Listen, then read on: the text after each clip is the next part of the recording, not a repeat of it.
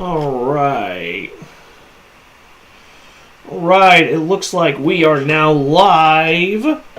How is everybody doing tonight? Hope everybody has gotten out to see Iron Lung.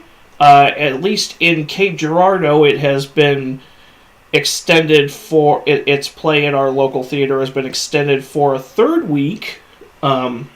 I wonder if that has something to do with Markiplier making 13 times his production budget and actually getting butts in seats, whereas modern Hollywood cannot seem to sell shit to a swarm of flies.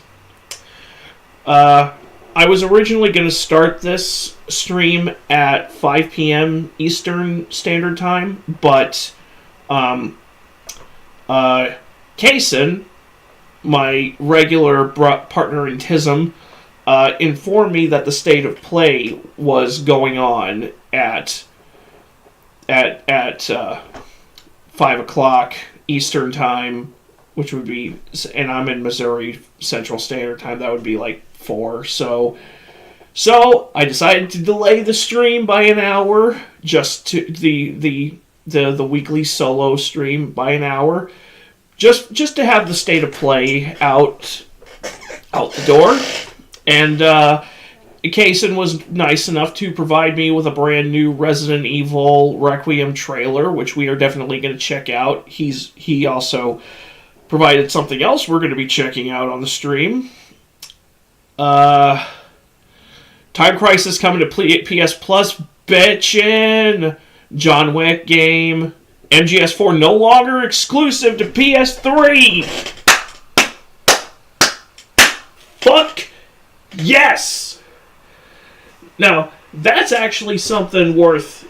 Now that's worth it. Now, Kaysen, since you told me over Discord that there's a new John Wick game, I found the trailer. I've saved it to the watch later folder.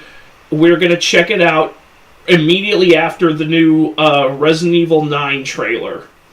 So, fuck yeah, brother.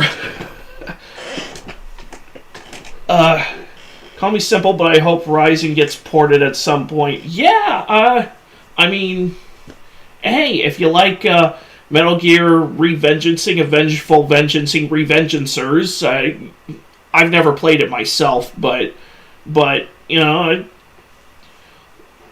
I mean, it's a Metal Gear game where you play as Raiden and hack shit up. So, I mean, why not? I mean, the fact that MGS4 is no longer going to be hard locked to the PS3, finally, after almost 2 fucking decades. I got it free with gold on Xbox years ago. Used to listen to Power Rangers Samurai theme song on repeat during the fight scenes. Oh my god, that actually kind of fits. Alright, but before we begin, before we get to those 2 trailers and to the rest of the content, Random Gamer! Hey, that's okay, brother. What matters is you're here. And also, do not feel bad about missing my birthday stream last week. It's all good, man. It's all good, brother. You're here now. That's what matters. But, so, before we get to the 2 new trailers from the State of Play, we've got something new from Andrew Kahn. Hold on, beef ran off with your pizza.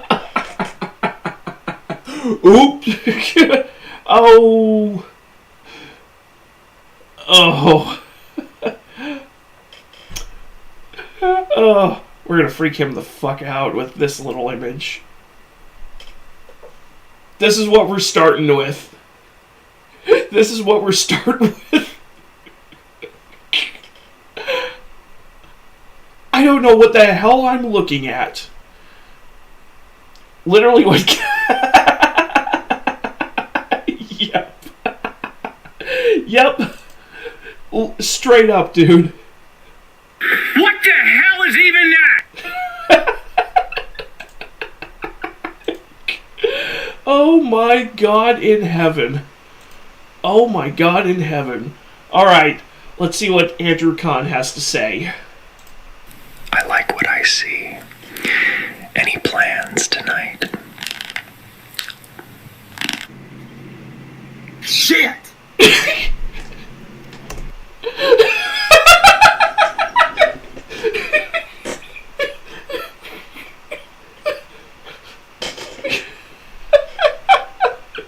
I mean, if you came up to me just out of the blue, talking like that, I would too.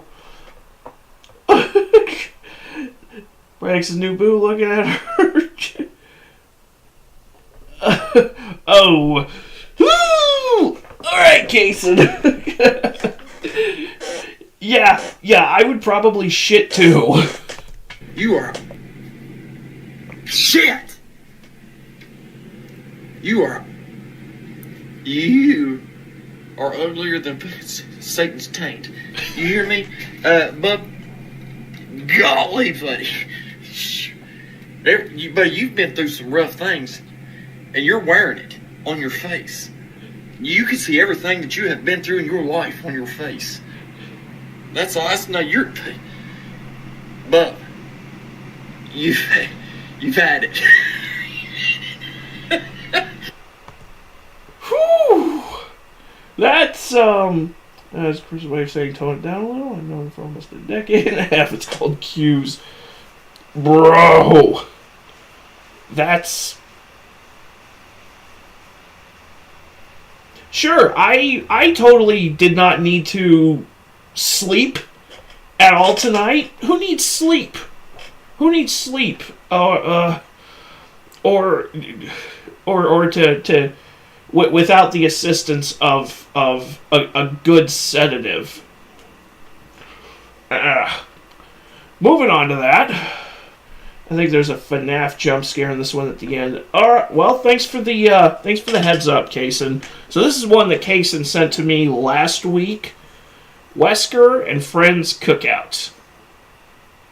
Am I the only one who really doesn't like that Capcom just refused to show Ethan's face for the entirety of Village? Like, it almost turned into a meme or a running gag. And it's like, nobody's laughing because it's not clever. It's just retarded. I mean, Village is a good game. It's just that one aspect of it that really just annoyed the fuck out of me.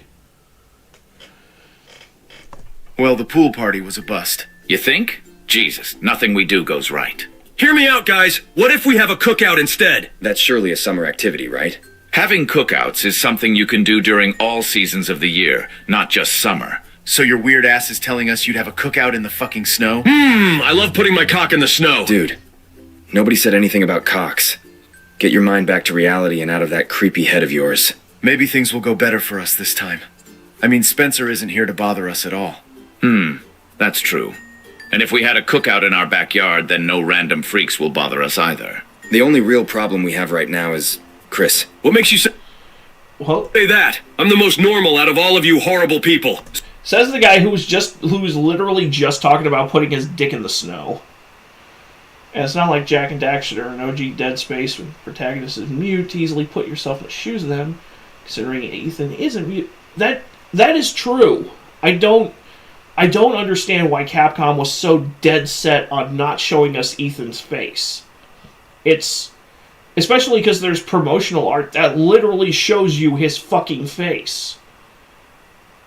I think there was like one person at Capcom who was just like, wouldn't it be kind of cute and quirky and funny if we just like kept teasing Ethan's face in the game? It would be kind of... It's like, no! His face is in the promo art! You fucking clowns! Roasted your hacker impersonator today. I think I might have seen that. But...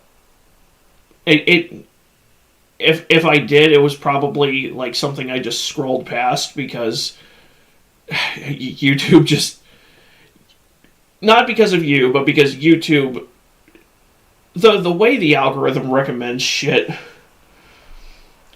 Hacked his webcam and boy, I'm sure the mental image is bad enough.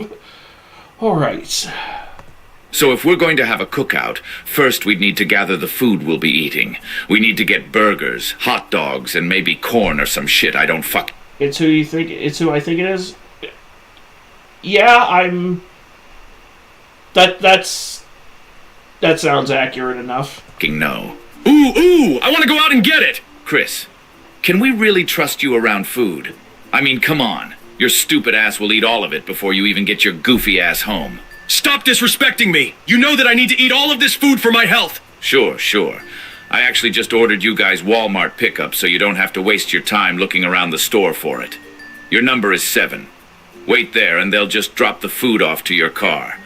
Is that simple enough for your feeble brain to comprehend? You're asking too much of me. I can't fucking drive, you piece of shit! Okay, so I'll send you to go with Ethan. I'm sure you two can have some nice, fun bonding time together. I love bondage! Come here, Ethan! Huh? Chris, no, he meant bonding. What makes your stupid ass think I'd like to know you more? Because Get a fucking move on. We don't have all day. Of course, Daddy. Shut the fuck up. So, this is awkward. I'm not used to sitting in the car without the others in here. It's freaking me out. Why is it freaking you out, Chris? Because I don't really like you at all. You're a weird freak of a human being. I could say the same about you, man. I mean, fair enough, but Chris isn't exactly. Chris is the only one in the car who still has a fucking heartbeat. Spoiler alert for anyone who hasn't played RE7. Chris isn't the one with freaky mutagenic mold coursing through his veins. Anyways, we're here at He's just retarded. Walmart.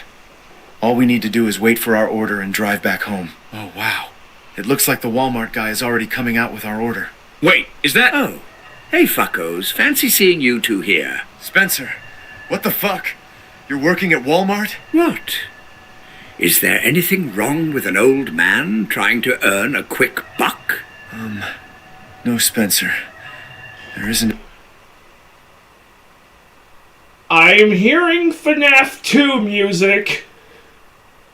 Why is that oddly fitting for the way they're portraying Spencer here? He punched a boulder 17 years ago, for fuck's sake. That is very true. He did. The fact that he did not break his fucking hands. I don't know if that's an accomplishment of his physicality or whatever rhino steroids he was power injecting into his dick vein. Anything wrong with that? So can we have our stuff, please? What is this food for? Where are the others? Are you guys doing something without me? Got the first 3 parts of Dead Space uploaded. Part 4 to follow. Bitch in. I've started recording for my next playthrough. I'm not going to tell you guys what it is, but it is a PS2 game that originated as a Nintendo 64 game before they ported it over to the console and gave it a graphical upgrade and voice acting and smoother controls. So that's about all you need. Right now I've got about 2.5 hours worth of footage for it, and it's about a 5.5 hour game. So yeah. I think you'll have a good time with it once that video gets finished. After that, I'm having an inner debate on whether or not to do Resident Evil 7 and 8, just because I've been meaning to do them on the channel for a while. No, absolutely not. We're just hungry, you know? Oh, that makes so much sense. If you were to be doing something without me, who knows what Grandpa Spencer would have done? Hey. Okay, Spencer, thanks for our food. We'll, be going now. Goodbye for now, fuckos.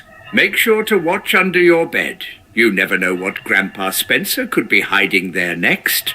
Okay, bye. What the fuck is taking them so long? It's been like 30 minutes. It shouldn't take you this long to pick up fucking food. Maybe that fat-ass Chris ate all of it, and now they need to shop for more. I'm getting so bored just sitting here and waiting around. Well, why don't we get the grill set up outside so at least when they get here we can be ready? That's a great idea, Leon. Okay, let's go do it. Okay, this is a good start. It took a lot of time to drag this fucking thing up the stairs. Jesus. You know, that's the only thing Chris is good at. Doing our heavy work. Couldn't you have done it? I mean, you are super strong and shit. Since I do fucking everything for you guys, shouldn't you fools at least do something for me? You ungrateful pieces of shit. No, I was just... Hey, motherfuckers, guess what we have? Yeah, we have the food. What took you motherfuckers so long? We had a run-in with Spencer. He was acting really strange. That's the norm for Spencer. Nothing new. Let's just get this grill started before something comes to fuck up our day. All right. Like Spencer? Speaking of which, with Microsoft putting more games on PlayStation, I hope they put Rare Replay so I can do GoldenEye on the channel of Banjo-Kazooie. Dude. The fact that Microsoft hasn't put Rare Replay on any other platforms yet is insulting. Almost as insulting as canceling that Perfect Dark remake. Because fuck you, Satya Nadella. Wanting to pump more money into AI, just further inflating that market until the bubble inevitably bursts, and you're gonna end up with feces on your face, and you fucking deserve it. This looks nice. You know what? I'm not feeling miserable for once in my life. Be careful with what you say. You have no idea what could happen. Yeah, man. You know how this shit goes. Can I please just have my fucking moment? Oh no. Jesus. We should have invited Spencer. Why the fuck should we have done that? Because if he finds out we're doing something without him, he might... Oh dear. It's been downhill since MS bought ABK. I mean, Microsoft's been up and down since fucking Activision Blizzard King, ABK. So they've been up and down and struggling to find their own ass with a GPS and written instruction since Don Matrick and the Xbox One reveal, which that will go down in infamy as one of the biggest PR shit shows in gaming history. Like that up there with the Switch 2 reveal. Dude, the AI bubble cannot burst fast enough. And this entire we've been in a second gaming crash since 2009, 2010, and it's just been the industry has been so hell-bent on not acknowledging we are in a crash. So it's like anyways, You're having a cookout without me? What the fuck? My poor heart is broken. Spencer, what the fuck are you doing here? if he had one, because some of the shit Spencer has done, like, there's no heart in him. There's no soul in him. There's no humanity in him at all. I knew this would happen. I knew it. Don't fret, my cuties. I already planned for this. What the fuck do you mean by that? Spencer, please don't fucking ruin this day for me. You'll see soon enough. I hope you enjoy your food, Wesker. That was weird, but at least he didn't do anything stupid. Okay, guys. I think our food is ready. Let's start eating now. This feels oddly familiar. He did something to the food. Assuming he got ripped out 20 years ago, assuming Lost in Nightmares takes place in 2006. You may be... I think it does take place in '06. That you may be right about that. Wow, this food tastes so fucking good. It tastes really chewy and slimy. Something feels really off about this food, but I can't put my finger on it. Maybe it's just your shitty cooking, bro. Or maybe it's because you're eating a mix of my shit, sperm, organs, and intestines. What the actual fuck, Spencer? Why? Because I thought it would be so funny. Can't an old man pull a silly prank every once in a while? Spencer, this isn't a prank. This is fucking disgusting. I'll be sick from this. Oh dear. And I almost forgot the one last ingredient. My hairy pee.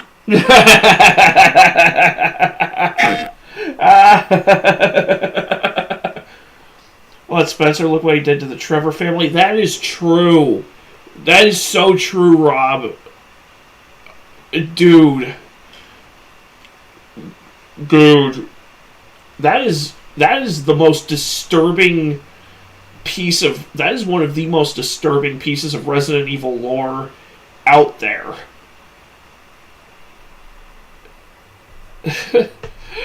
Saw it coming, butt cheeks still clenched. I could care less about Ethan, he had no personality. I mean... Ethan had personality, it's just that he wasn't as memorable of a character as Chris and Leon and any of the OG cast. Like Ethan was ready to move on from After 7. Honestly, me too. I was ready to get back to the core cast.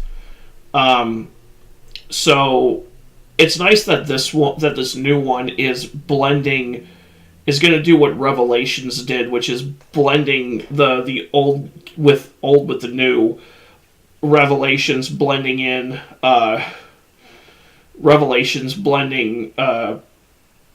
Parker and with Parker Luciano with Jill and Chris. Jake Mueller had more going for him. I mean, that is true, but Jake Mueller also had the benefit of being Wesker's offspring. Still think Jill should have been an RE9 instead of Leon. Well, Jill is not. Leon is in there because all of Capcom's female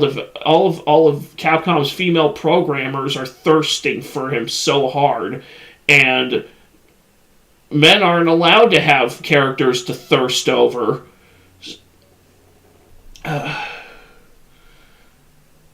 Should have been Leon and Jill. I mean, okay. Here's my take on Leon. He is. Like, Chris can be overexposed, but Leon is so colossally overexposed, it's honestly infuriating. Like, I dig Leon as a character. Resident Evil has other characters that are worth following, male and female. Like, give me some more time with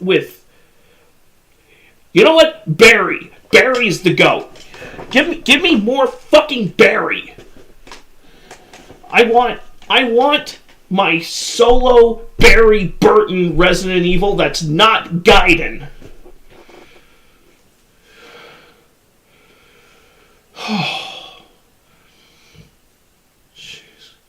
And while you're at it, make that fucking Revelations 3 game where Rebecca Chambers was supposed to be the fucking protagonist. Because she deserves way more love than she gets.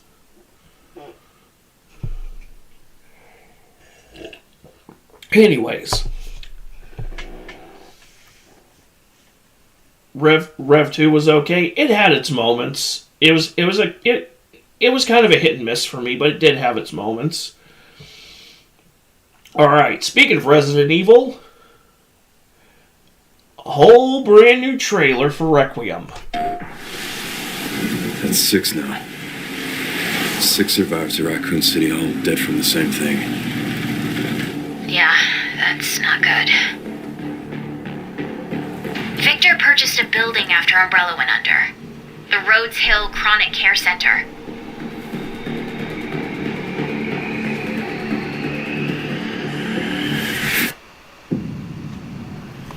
I think Rebecca in recent stuff is voiced by Erin Cahill. I think so, and I think if I'm right at all, I think she's the sister of Ada's original VA, Sally Cahill, which would actually be kind of awesome if that's true.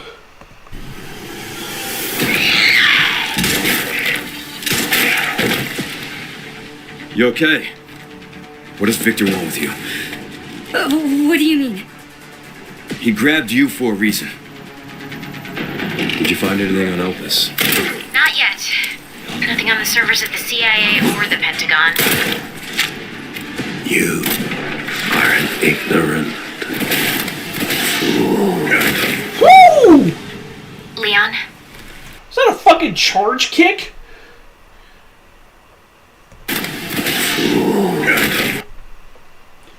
A charging, spinning back kick. Should have been Matt Mercer's Leon. Hard agree. I appreciate what Nick's trying to do, making Leon sound older and more weathered here, but it really should have been Matt Mercer. A charging, spinning back kick. Is this Resident Evil or Final Fight, Capcom? Are an ignorant fool.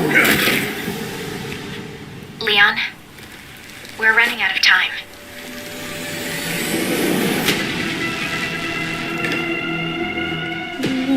Why me? The team has settled on a person of interest. A former T-virus researcher. Because my master made you who you are. Raccoon City was where it all began for me. I'm coming with you. We can talk. What do you want to know? I don't want any more regrets. Whatever it takes, count me in.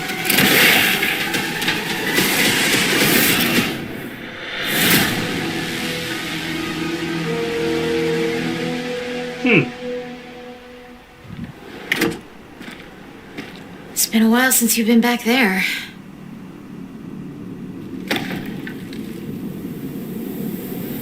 Yeah.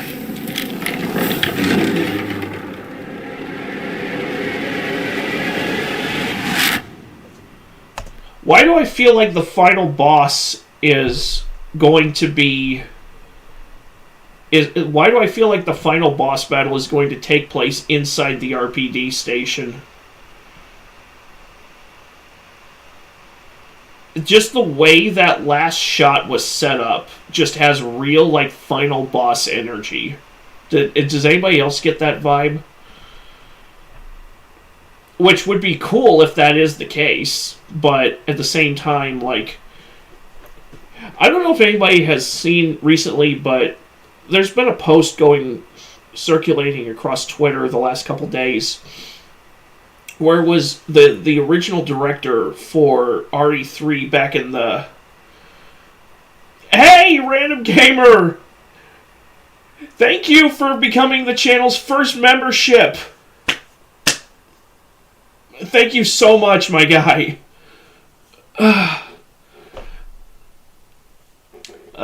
So that's definitely Sherry. Sounds like her from RE6. I've been seeing people say that a lot. Possibly. I wonder if there will be bones and stuff in the RPD.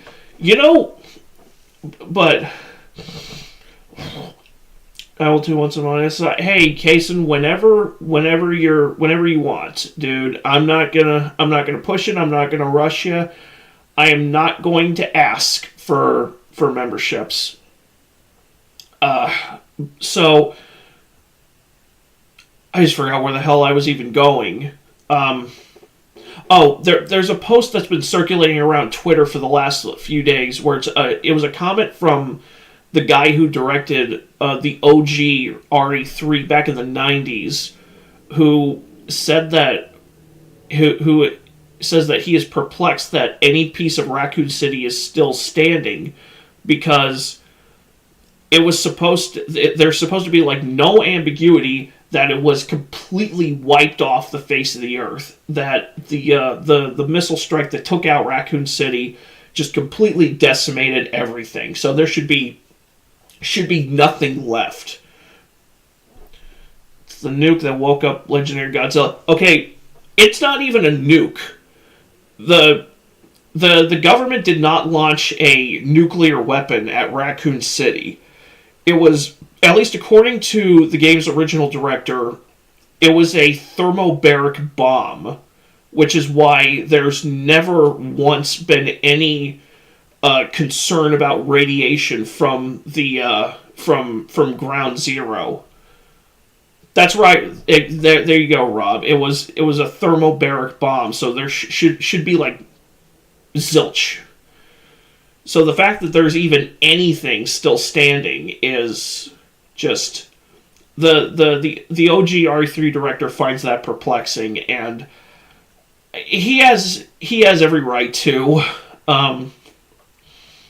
Really, Raccoon City should just be a hole in the world, and literally nothing else. So why do I feel like this coming to? And then there's Raccoon City where it imploded. That is true. That is very true. Also in Paul W.S. Anderson's Resident Evil Apocalypse, it was actually a tactical nuke. In the second Anderson Evil movie, it was like a 5 kiloton tactical nuke that they launched at Raccoon City. So I wonder if this is like part of like the like there's branching timelines now, and this is like remake timeline, largely because Leon it's Nick Apostolidis' voice on Leon, and Raccoon City is still standing. It should be RE Elseworlds with a remake of Gaiden and a game based on 4D Executor. Dude, 4D Executor was so fucked up, dude. Just the body horror in that thing alone was just insane. If you haven't seen 4D Executor, it's on... Somebody has translated it with English subs. It's on YouTube. I don't want to play it because I don't want to risk getting a copyright strike, but it's a nutty little like side OVA if you haven't seen it and you're interested in side stories within the RE universe. But anyway, so our next one down the list should be the John Wick game that just got announced today. Not actual gameplay, so it's a pre-rendered. Can we talk about how fucking bullshit pre-rendered cutscene trailers are? Like, if you don't have gameplay to show me, then maybe hold off for another year until you do have some gameplay to show me. Don't cock tease me with a can't say riff. That's well, apparently you can say riff now, but like if you have a game announcement, like wait until there's some gameplay to show me. Don't give me a pre-rendered cutscene trailer. Don't give me like or when they announced the RE2 remake and it was just the producer or whatever with the shirt that says "We do it." It's like, just maybe hold off on the announcement until you have something tangible to show me. Because, like, do a commentary riff on 4D Execute. Dude! Hey, I'd watch it. Oh, sure, now it lets me say it. Yeah, isn't it funny how, like, just finicky YouTube's AI system is? We do, but not a B scenario. That's true. No B scenario, no zapper system like in the original. like the remake has its charm, but there's something there's okay, here's how I go with the Resident Evil OG versus Scorpion covered it. That doesn't surprise me since he does a lot of RE content. Here's how I go with the OG versus remake on Resident Evil. RE1 remake better than the original. RE2 original better than the remake. RE3 sorry, but remake better than the original. I prefer the remake over the OG RE3. That's just me. RE4, I think the original and the remake are kind of on even playing field. I think they're kind of even. I think they both have their strengths and weaknesses. You know, talk about the original trilogy for the 30th anniversary. I don't think I ever subbed to Scorpion, to tell you the truth. I don't know why. I just never felt inclined to sub to his channel. But anyway, let's check out this John Wick game reveal. Also, hot take, I actually kind of like John Wick Hex. Like, I understand a lot of people don't like it because it's not like... because it wasn't what they were expecting from a John Wick game, but I liked what they were going for, and I liked the gameplay style. It was okay at best for you. I mean, that's fair. That's fair.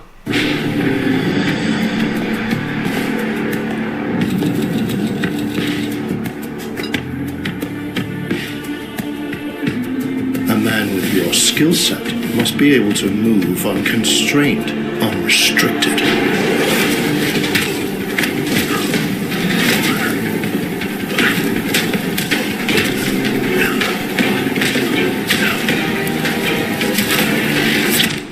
He must be versatile, capable, adaptable.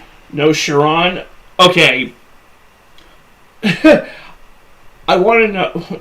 I mean, who knows if Sharon's going to be in this game, and who's going to be voicing him since we have no more Lance Reddick, because Netflix's Resident Evil live-action series literally killed him. Like paying Max Payne 3 with a John Wick player model sometimes. I mean, Max Payne 3 is a John Wick simulator. It's John Wick mixed with John Woo. And that actually makes the most sense. So I'm curious to see if Sharon is going to be in this.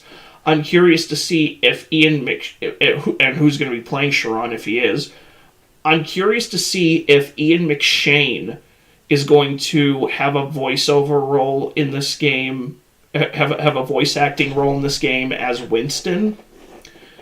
I'm curious to see which part of John Wick's career this takes place in.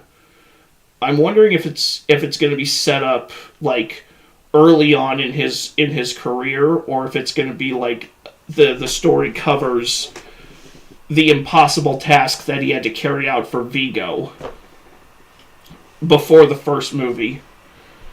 Can't go wrong. John Woo, Hardboiled, and Hard Target. Dude, my favorite John Woo movie of all time, my number one favorite John Woo film is Face Off. Just the wild story, personally, I would prefer a prequel type where he's at his peak performance. I mean, the only other option is to, if you've seen the fourth movie, the way the fourth movie ends, the only other option, if you're not doing prequel stories for the game, would be to just adapt the story of the movies. Like, the way the fourth movie ends, that's kind of your only two options, is either adapt the movies or just do prequel stories from when he was an assassin. But yeah, Face Off is my favorite John Woo film, just because the story is like just the way it blends like elements of sci-fi in with this crime soap opera. John Travolta and Nick Cage just mimicking each other so perfectly for the entire film. The action is vintage John Woo. Like it's not as bloody as his Hong Kong stuff, but it gets up there. There are parts where it does come close, but it's peak Woo. I'm just glad we're getting this game. Not having John Wick and COD is a literal sin against humanity. That may or may not have to do with Epic Games having a John Wick skin in Fortnite. That might be why Activision's been having such a hard time getting a John Wick skin into COD. Anyways.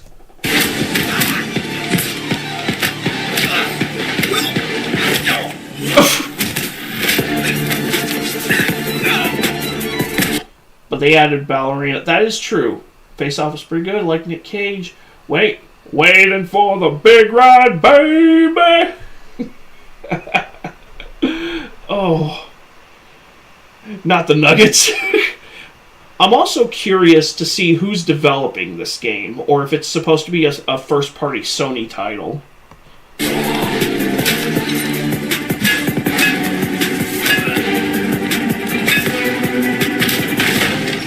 That's right, Case, and you said you did tell me on Discord that it's Saber. So, and I forgot about that because my brain is going in like 20 different directions at once. He must be grounded, stable, constant.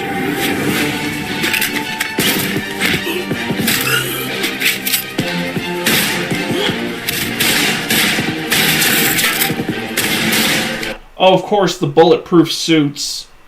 Couldn't remember if I did. You did. Even though bulletproof suits were not the Kevlar suits weren't introduced until John Wick 2, but if this is gonna be a prequel story, you know.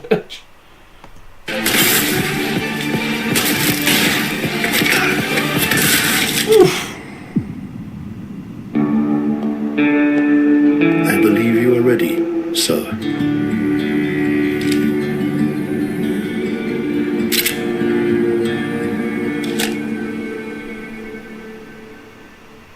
Yeah.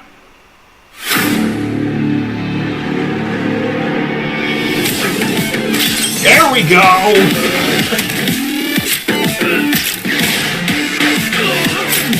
Oh, God!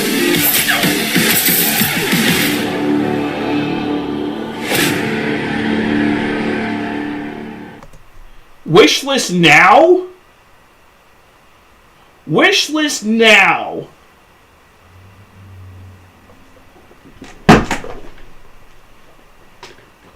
Busted my fucking chair again. Okay, so I spoke too soon. They actually did have some gameplay shown at the end. I wonder if that was actually Keanu's voice or if it was somebody who sounded close enough to him. Because lest we forget, Machine Head Games putting out Indiana Jones like last year or 2 years ago, and it being Troy Baker voicing Indiana Jones and his Harrison Ford being almost pitch perfect. Like with the grapnel boost in Origins when it was introduced in City. That is true. Oh. Alright. So, next on the roster, we've got a new one from Strider, who we featured on the channel before. He does these like mock-up AI generated fake trailers for movie for like here's what this such and such movie would look like if it came out in such and such time. And for this one, it's Castlevania circa 1986. God of War Trilogy Remake, they've confirmed that. They confirmed it, Kason. They're finally going to do the Greek saga. Took them fucking long enough. Alright. Oh, just saw the link for the trailer. Sweet. Oof. Well, that's fucking sweet. But anyway, let's I haven't watched this video yet. All I know is that in the thumbnail it shows Rutger Hauer. I'm curious to see which Belmont Strider thinks he would be playing in a 1980s Castlevania movie. It is not by my hand that I am once again given flesh. I was brought here by humans who wish to pay me tribute. This is my family's mess. I'm coming to clean it up. I've killed things straight from hell. The world will learn that mercy was my greatest mistake. Your night ends here. Christopher Lee is Dracula. That makes sense. He played Dracula in a bunch of movies in the 70s.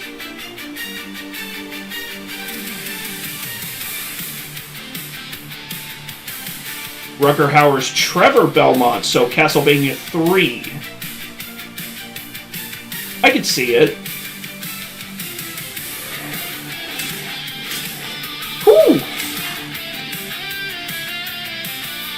Isabella Johnny as Carmella? Okay, full disclosure, I have not played Castlevania 3, so I don't know the names of all the characters from the game. I know Trevor, I know Alucard, and obviously Dracula. Grace Jones as the Succubus Queen? I mean, who better? Did you see her in Conan the Destroyer? Jennifer Connelly? Sypha? Okay, Sypha or Sypha, whatever her name is. I know her from the Netflix series, which I still haven't watched the 3rd and 4th seasons of that show. David Bowie is Alucard.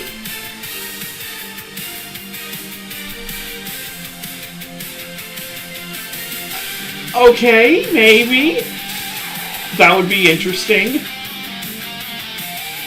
Donald Sutherland is the bishop who gets torn to pieces at the end of the 1st season. I mean, why not? Malcolm McDowell. Well, even in AI, he looks better here than he did in Clockwork Orange. Max von Sydow. I've seen him in... I casted fire spell 6 times! Nice. Nice one, Kason. Michael J. Fox? Okay, I don't know who Grant the Nasty is, but... Oh. Didn't Castlevania 3 have a pirate character? Was that his name? It was Grant? Okay.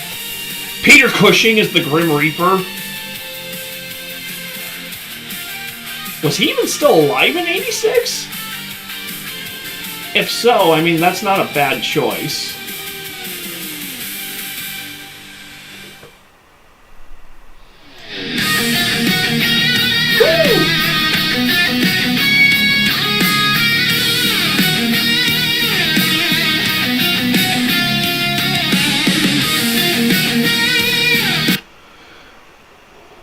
Alright.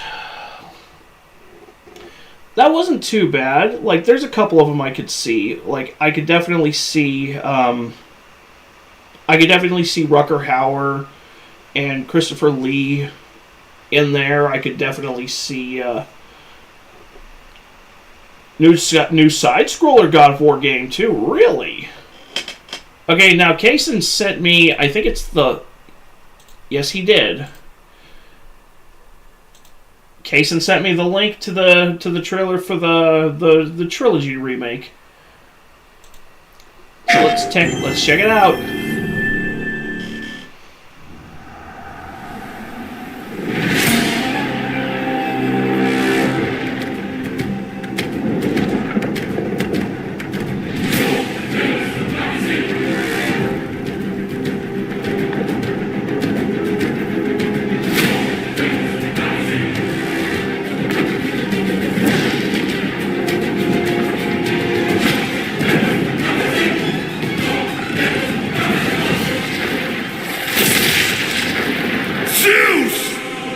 Your son has returned.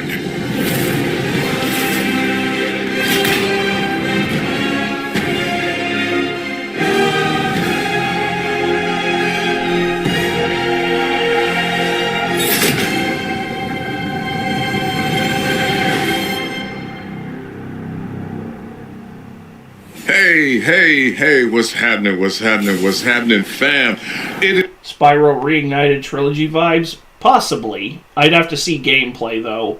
Is OGTC, the original God of War. How y'all doing today?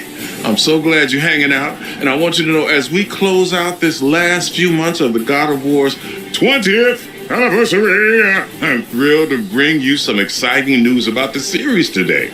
Now look, we are happy and excited to finally confirm that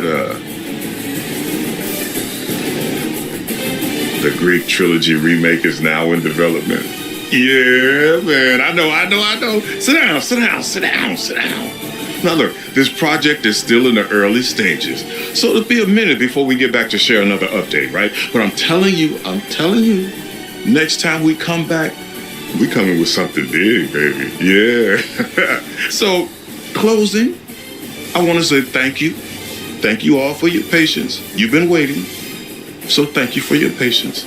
But most of all, I want to thank you all for supporting this God of War franchise all these years. Appreciate you. Peace. PlayStation. Just don't give it the Nord series treatment.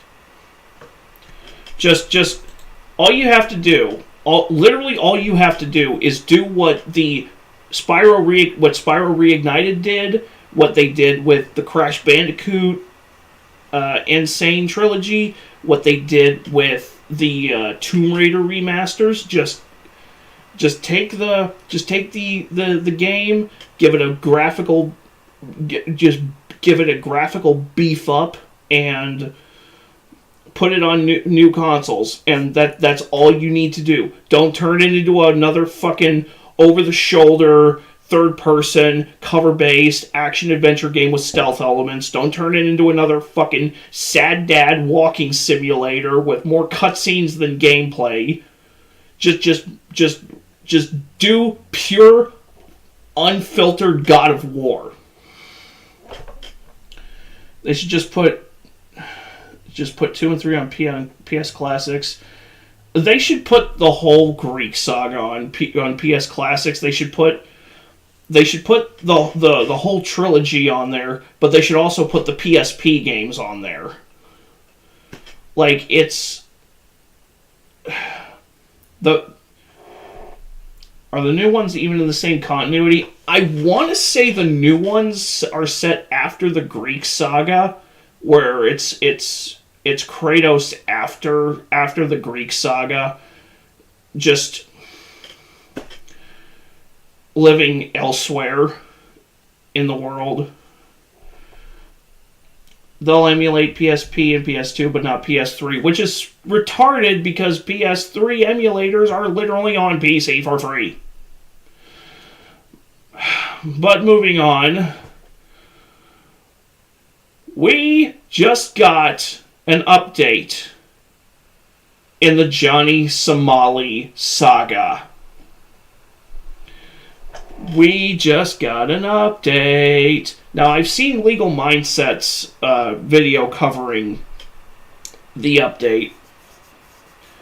So now, we get to see, and I watch that kind of on my own time, but Atozi is a regular on the channel, so we are going to feature Atozi. So, let's see what Atozi's got to offer on this little update. All right, we're back. Good morning. It's early morning here on the East Coast. As you can tell, I'm not in Korea. And as you can tell by my last live stream, it's early in the morning for me. Apparently, you can't live stream multiple track audio, or at least I couldn't figure out how to do that. And I had my guest on another track of audio, and that wasn't being displayed to you guys. It was coming through my main microphone. So that for sure was interesting. But anyway, what we're talking about today is the trial of Johnny Somali, because the latest hearing was just... Frog from Flushed Away. Oh, dude. a few hours ago in Seoul, South Korea. So, again, it's safe to say that things keep getting worse for him. Because back in October of 2025, I was in Korea for about 2 weeks. And the reason I was there for so long was because we had Johnny's first trial, which I don't think he knew that we knew about, because that was revolving Youngman, because Johnny pressed charges against Youngman. That was interesting. So, and this is all because of the deepfake thing, because, you know, they showed the deepfake images of each other. And I think Hank was involved in that trial as well. I just don't remember the full details. But anyway, they came to an agreement that they were both going to drop charges against each other, or against each other's teams, if they did so. Or if they basically both agreed to drop charges. Unfortunately, that was supposed to be, Johnny's charge was supposed to be dropped off of his list of 8 charges 2 weeks after that happened. But it didn't. So now... New God of War game dropped today, by the way. Really? They just announced... Oh, are you talking about... You're talking about that side-scroller that you just mentioned, right? Okay. I wasn't aware that was actually releasing today, because I actually don't follow the God of War series. The only God of War game I've ever played is 2. So, it's not exactly following the franchise is not exactly a high priority for me. 4 months after this entire situation, Johnny is still facing 8 charges. So today, I have Gabe over on the phone with us, and he was actually at the trial today, and he's going to run us through what actually happened, because he was actually there. And from what I can tell, it seems like everything on the stream is working. Gabe, can you talk real quick? Yeah, can we confirm everything's working? What up, everybody? What up, Atozi? How's it going? All right, I think this is working. So we shall see, though. But yeah, so essentially, the trial started at what? It was like 3:40 today, or in South Korea, or yeah, 3:40 was the start time. Johnny and his lawyer walked right in at 3:37 p.m. Interesting. Okay, so everything started at 3:37, right? And that's when, they walked in, and this is the first trial that Hank was not there, right?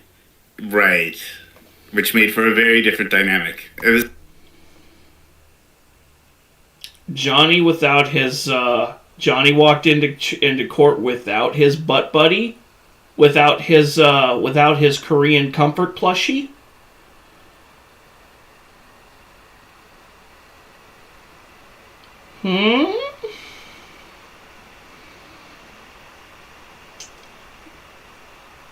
Something tells me there might be a little lover's quarrel going on behind the scenes. I have no idea why I just used that voice. I just felt like it. It's kind of the reverse of other dynamics. Johnny and his lawyer walked in right on time, 3:37 p.m. 3:43, the judge enters. Interesting. Holy shit, he actually showed up to trial on time. It must have been opposite day in South Korea. So, how was this trial different to the other one? I think in a lot of ways. I think this was the most predictable trial date that we've had. It was also the most chill, which is ironic because we had a lot of different players here with a lot of antagonism, a lot of bad blood between each other. But it was very relaxed. It was very respectful atmosphere, like from everyone's side, with maybe one exception, which we'll get to. Interesting. So at 3:40, that's when Bong Bong showed up, and what was, I guess, interesting about that was Bong. He literally has video proof of confession, and he also twerked on a statue.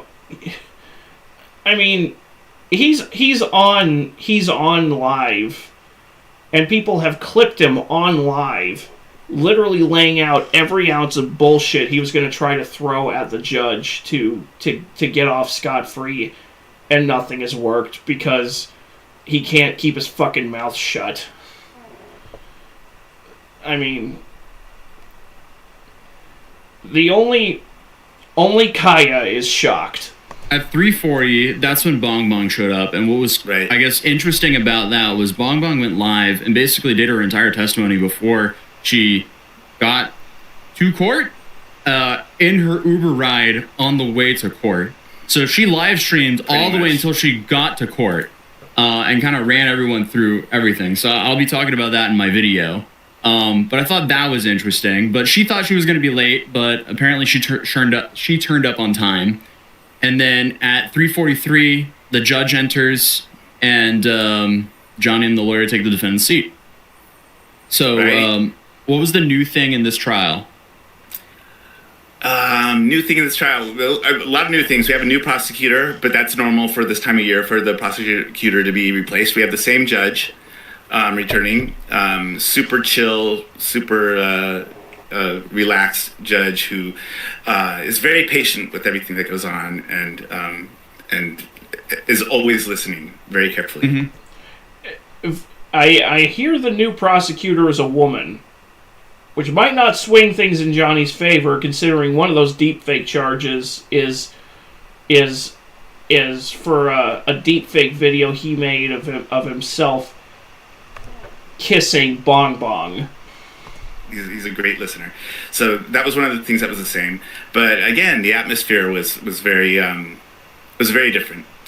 And they talked about exhibit number 23, which is a certain video, a deepfake video that they're going to show today.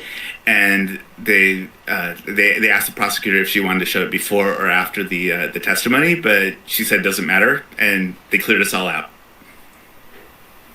Interesting. Okay, so you guys thought that you were going to be able to hear the testimony, but it turned out you guys couldn't, or I heard that from Legal Mindset's video. I heard that it was actually like it was a completely closed it was a completely closed court hearing, instead of like usual where they actually let people sit in on it. Like they actually just cleared the courtroom, so it was just Johnny, his defender, prosecutor, Bong Bong, and the judge.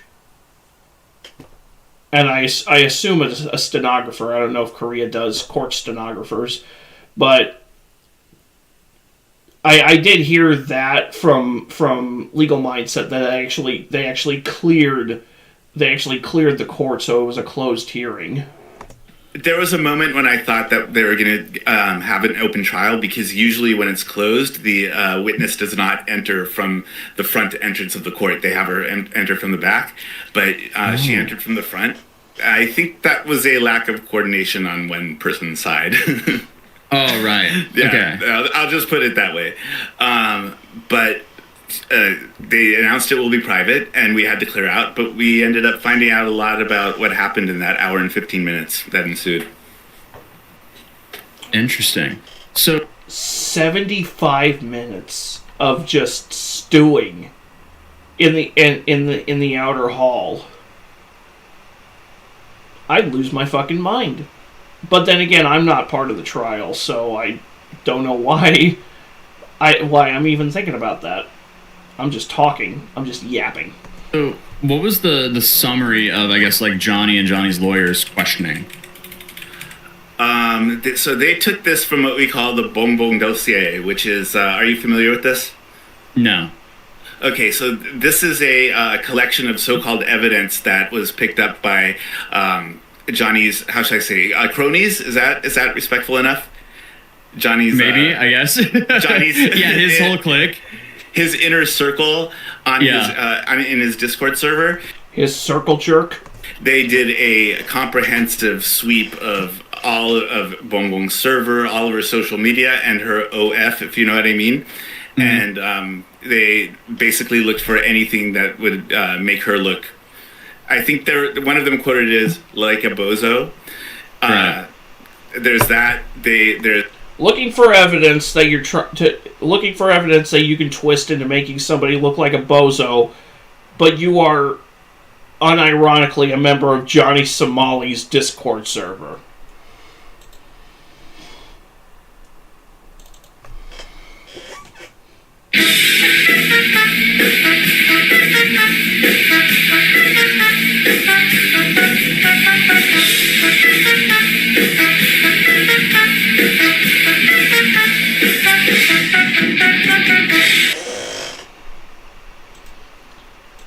Just saying. There's past accusations that she's had against other men, which they claim were false. And I won't go into a lot of details about those because we don't know about those. There's not the kind of evidence that we have right here. Okay. Right? Interesting. And then the fact that apparently on her Discord, Bong Bong says lots of things. I think you know that. Johnny says lots of things. Yeah. We have an entire cast of characters that say a lot of things. And among other things, Bong Bong said that she doesn't think Johnny will go to jail. Right. Now, to be clear... The thing that's been, like, true from the start of this entire trial is it's just a clown show. Like, everyone involved are quite the characters. So I wouldn't even say, like, all the witnesses testifying against him are the best witnesses either. They're all a funny group of people, to put it lightly. That is true. It's been a complete fucking circus from start to finish. Now, traditionally, and Legal Mindset brought this up, typically a foreigner who is engaging in the sort of behavior that Johnny has been engaging in would be deported. Would just be booted straight out of the country after this lengthy legal process. But there has been a push from several people, including several South Koreans and Legal Mindset himself, to try to ensure that Johnny actually faces legal repercussions and actually sees some jail time. So, and he's not done. From what I understand, they still have about 3 or 4 hearings to go through before he can even be sentenced. So the legal process is the part that's supposed to be phone is in charge. And I hate when that happens, dude. But it's all right though. Yeah. Whew. But what were you gonna say? It's a cast of characters, and I think at the end of the day, they're up against, I'm sorry to say, the worst defendant that they've ever been up against. So, right. They couldn't really hold a candle to that. But the prosecutor and the judge, they just sort of sat back and let Johnny's lawyer dig his own grave, being aggressive. So I was saying earlier, there was one exception, that this lawyer was aggressive. Interesting. And he was aggressive towards a female victim on the stand, bringing up issues that have nothing to do with the accusations against Johnny. So he was bringing up her OF and her Discord and so on. My memory blackouts. I screen record all my phone activity now, so that's probably it. I have 2-3 hour recordings on this thing. I've never considered doing that, but I also don't have I also don't have. I also don't happen to have. I also don't suffer from memory blackouts. I do suffer from my mind occasionally shitting itself while I'm in the middle of trying to say something. I mean, that's a recurring fucking problem. But yeah, that might have something to do with it. And should private stuff and just go back and look and then delete them. I mean, that's fair. How else was he? Just like talking about shame. I think that's a big one. Is you have somebody who, well, you have a crime where it's a crime of shame, where you are causing shame to somebody. Mm-hmm. And which is in Korean they say suchijim. It's a very heartfelt sort of sense of shame, disgrace, and humiliation. And right. I kind of expected this from Bongbong because like she's very how should I say, waffling about things sometimes. Right. And she sort of launched into a philosophical talk about what is shame? What is shame for a woman? What is disgrace? What does it mean to feel embarrassment? Like, do I feel shame? No, I am shameless when I'm on camera, but when I'm off camera, like sort of like Madonna, Truth or Dare type of thing. Interesting. Very fascinating philosophy that I will not affect the case at all. She was also doing this on the stream on the way to court. And then she also touched on that after court because she went live immediately. And then she kind of went on to that philosophical debate of what shame is as well. But also in this... Why am I suddenly getting flashbacks to Bill Clinton when he was president and he was in hot water for the whole Lewinsky thing? It's like, well, that depends on what your definition of intercourse is. It's like, we never had intercourse, technically. Just remembered we also got the Silent Hill downfall. Really? Really now? I vaguely recall people were talking about how we should be getting this a Silent Hill Townfall. Okay, Townfall, not Downfall. I remember people were talking about that on like Twitter, that like that's the last one that's supposed to be that's supposed to be announced after all the things that were announced at that one Silent Hill transmission from a few years back. Oh, don't you just love autocorrect being an asshole? But that doesn't surprise me with it's first person. Okay, that so they're gonna try to memory hole the fact that they completely shit canned PT and drew unfiltered ire from the entire gaming community because of it. Maybe, possibly. It wouldn't shock me. I don't know if it's strictly first person or not. Well, I guess we'll see then. Kind of interesting at some points. But yeah, in this trial also, or in this hearing, Johnny also went on about that he didn't make the deepfake, which is, again, pretty irrelevant because he's being charged for distributing it, not who made it. Why is he still trying to argue this point? Are you a fish? You have the IQ of one, apparently. The issue at hand is not that you may or may not have made the deepfake. The issue is that you disseminated it on your live stream. You transmitted it on your live stream. You showed it on your live. That is the charge, you fucking lemming. Johnny Salami is a narcissist. He's the American Mizzy. Hey, Mizzy at least unfucked himself. Okay, we can at least give Mizzy that much. He has actually unfucked himself. So,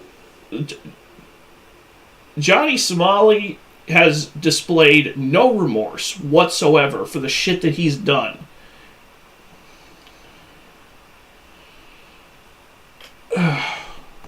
Exactly.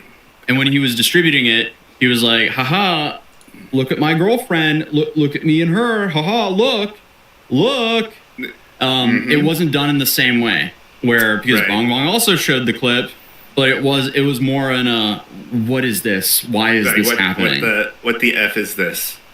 So, no. And she was it laughing. Doesn't look good. But she was not laughing because she was entertained. She was laughing because out of like a bit of embarrassment, I think, but mostly it was this is ridiculous. This would never happen. This is an impossible scenario. Like, why would I ever kiss that guy? So, let's see. What was, I guess, the conclusion of this hearing? I think the conclusion was very short. I think the majority of this testimony was Johnny's lawyer and Johnny like digging their own grave, pretty much. Like digging a hole. I don't want to say grave, but they're digging a hole. They're digging a hole. The prosecutor is sitting back and saying, "Please proceed.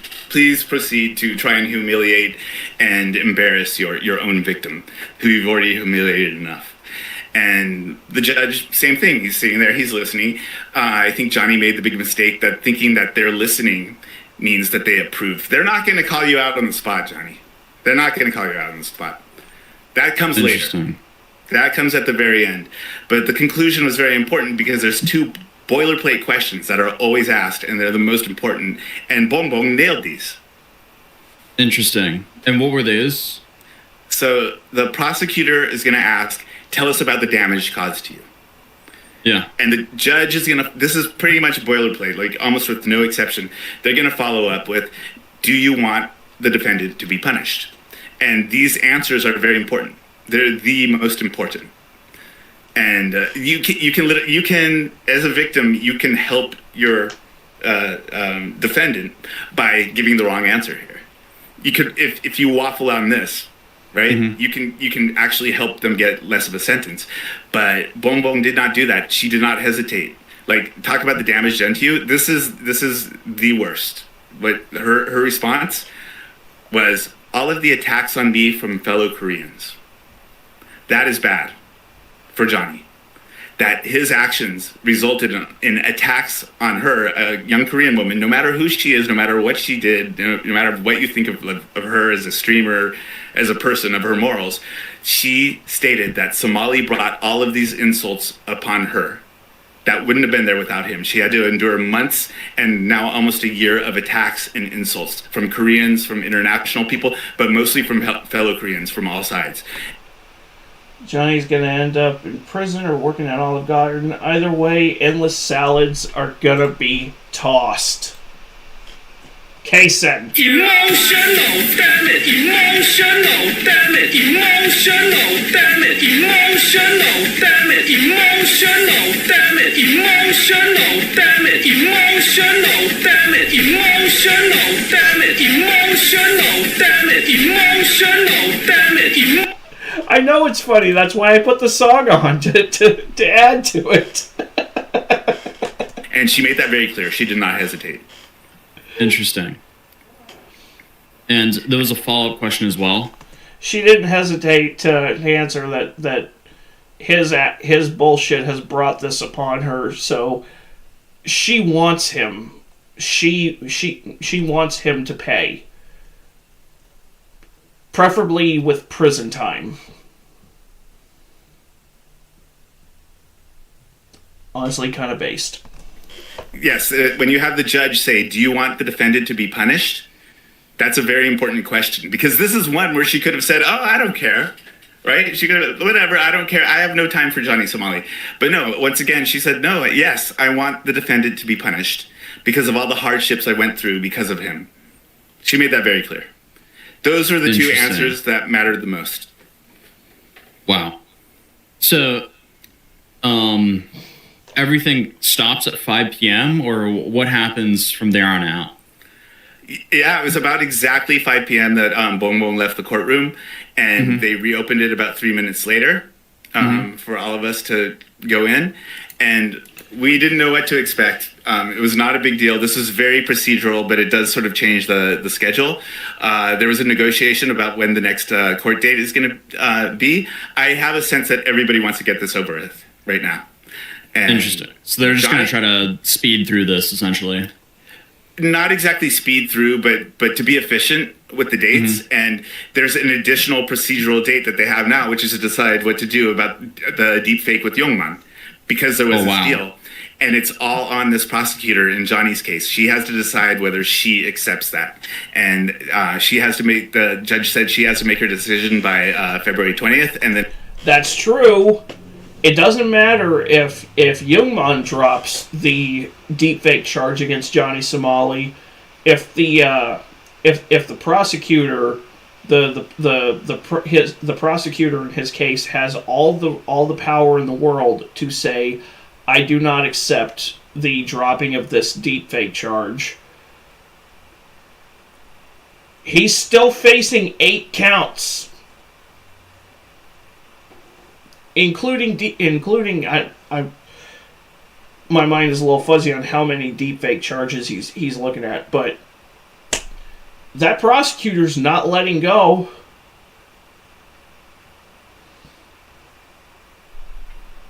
She's sorry, wrong one. Where is it? There we go. See, as you can see, the more you fuck around, the more you're going to find out. That's what happens. That is what happens. the next hearing will be February 27th. Interesting. And again, this is... And when there's an update on that trial, I will be sure to save it so we can check it out on live as well. Is that charge where we thought he got that removed, but if it's still in play, that increases his potential time substantially, and at least his minimum. Right. So, yeah, he definitely wants to get rid of that, but he wants that finalized. Like, he made the effort. He got it that far. He got that deal in handwritten on paper, and he wants the prosecutor to confirm it. But take 4 months and still no decision. So there's a little bit of a suspense there. We'll see. Interesting. And then the overall tone of the court. How is it compared to last time, and so on? I can't believe I'm saying this, but super chill.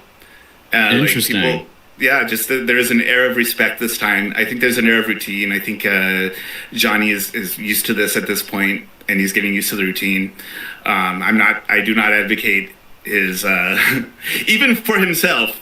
I do not advocate for the line of questioning that he chose and the Bong Bong dossier and all of that. I cannot advocate for that. But given that, I think everybody in the court was like, okay, we are all here together. We respect each other for the roles that we're playing in this process, even though we might not respect what you do outside of the courtroom.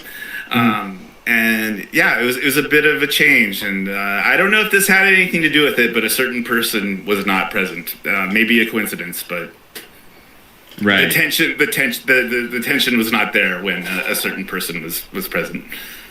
Interesting. I mean, it's become apparent to anybody who's been following this case as actively that Hank's been getting a little tired of Johnny's shit. And Hank's family has been getting a little tired of Johnny's shit.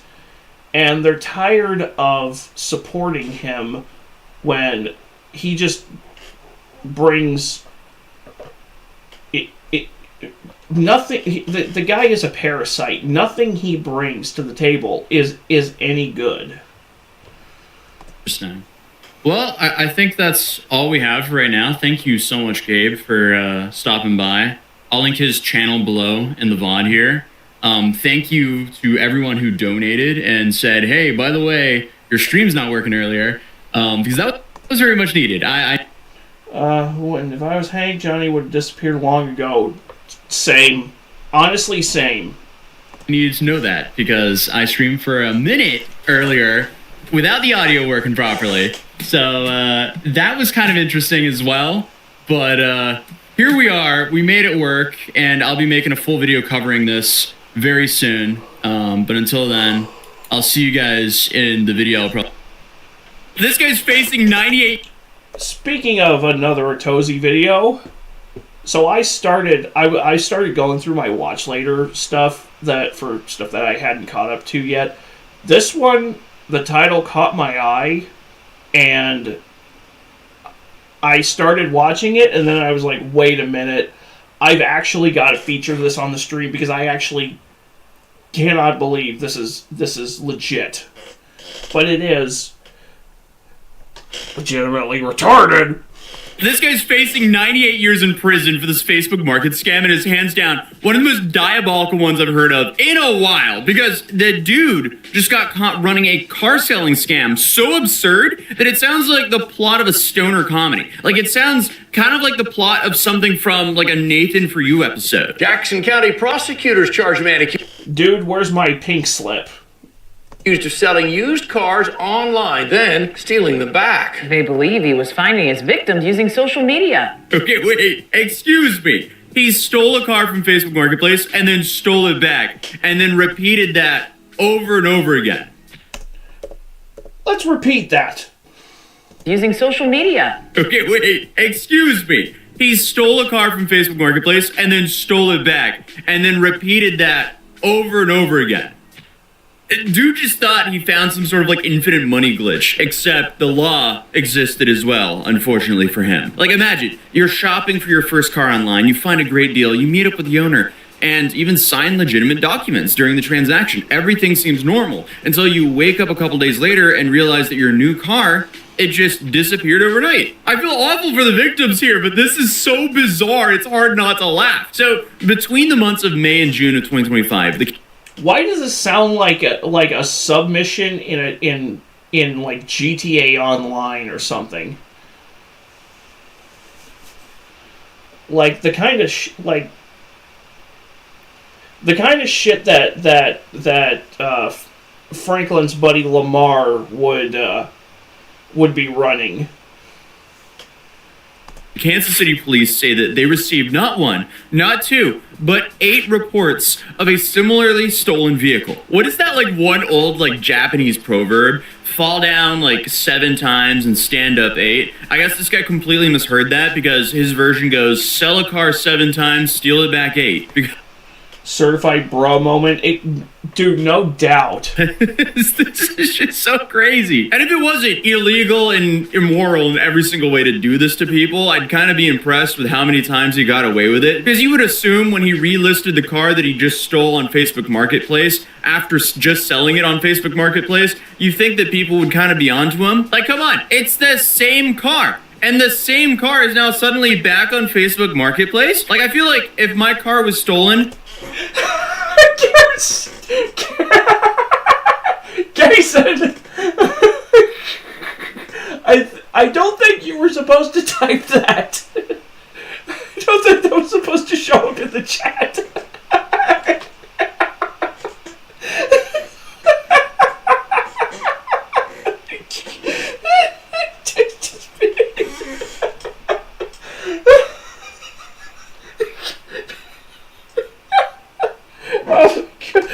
Dude, that's too good. Exposed, exposed, exposed, exposed, exposed, exposed, exposed, exposed, exposed, exposed, exposed, exposed, exposed, exposed, exposed, you are exposed. You are exposed, sir. I'm gonna expose you. Expose you. Oh my God, expose you. Exposed, exposed, exposed, exposed, exposed, exposed, exposed, exposed, exposed. What time we're going live tomorrow? I don't know yet. I haven't figured that out yet. At least long enough that we can get away with doing at least like. Damn, now I'm just blanking. Maybe like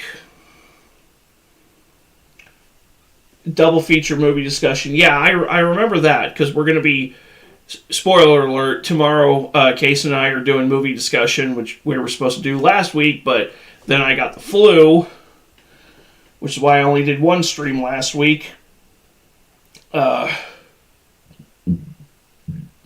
And we're doing a double feature movie discussion on Return to Silent Hill and Markiplier's Iron Lung movie.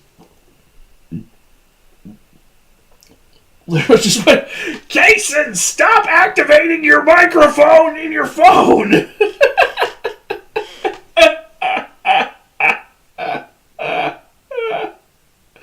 Oh, God.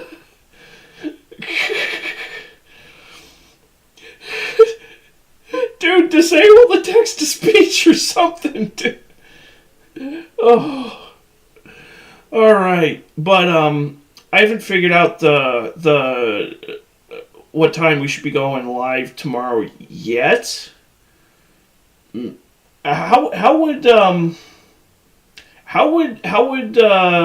6 o'clock your time sound? Which would be 5 my time, but how would that sound? Oh. Dude, you're gonna make me bust. Not like that. But not Hassan. Oh. But maybe I'm supposed to be hanging out with a friend tomorrow, but gonna see. Okay, well, let me know when a good time is for you, and we'll work it out, because I'm pretty much free all afternoon and evening up until about 8:30, 9 o'clock my time, because work on Saturday. So we'll figure something out. We will be doing our double feature movie discussion tomorrow, though. That is without question. Facebook Marketplace might be one of the first places I would start looking for it. But it apparently took multiple months before authorities finally tracked down 24-year-old Mamadou Diallo and put a stop to his scheme. And it's kind of surprising to me, because social media has become a pretty common place for people to buy and sell everything from like used clothing to dropship garbage. Like the TikTok shop grifters who are pretending to handcraft something when you actually order it thinking this woman made this thing. It's actually some dropship garbage from China. I digress a bit there, but Pray for me might get Taco Bell. I mean, I had Burritoville for lunch, which I know you guys don't have Burritoville in your area. It's pretty much just a Cape Girardeau thing. But dude,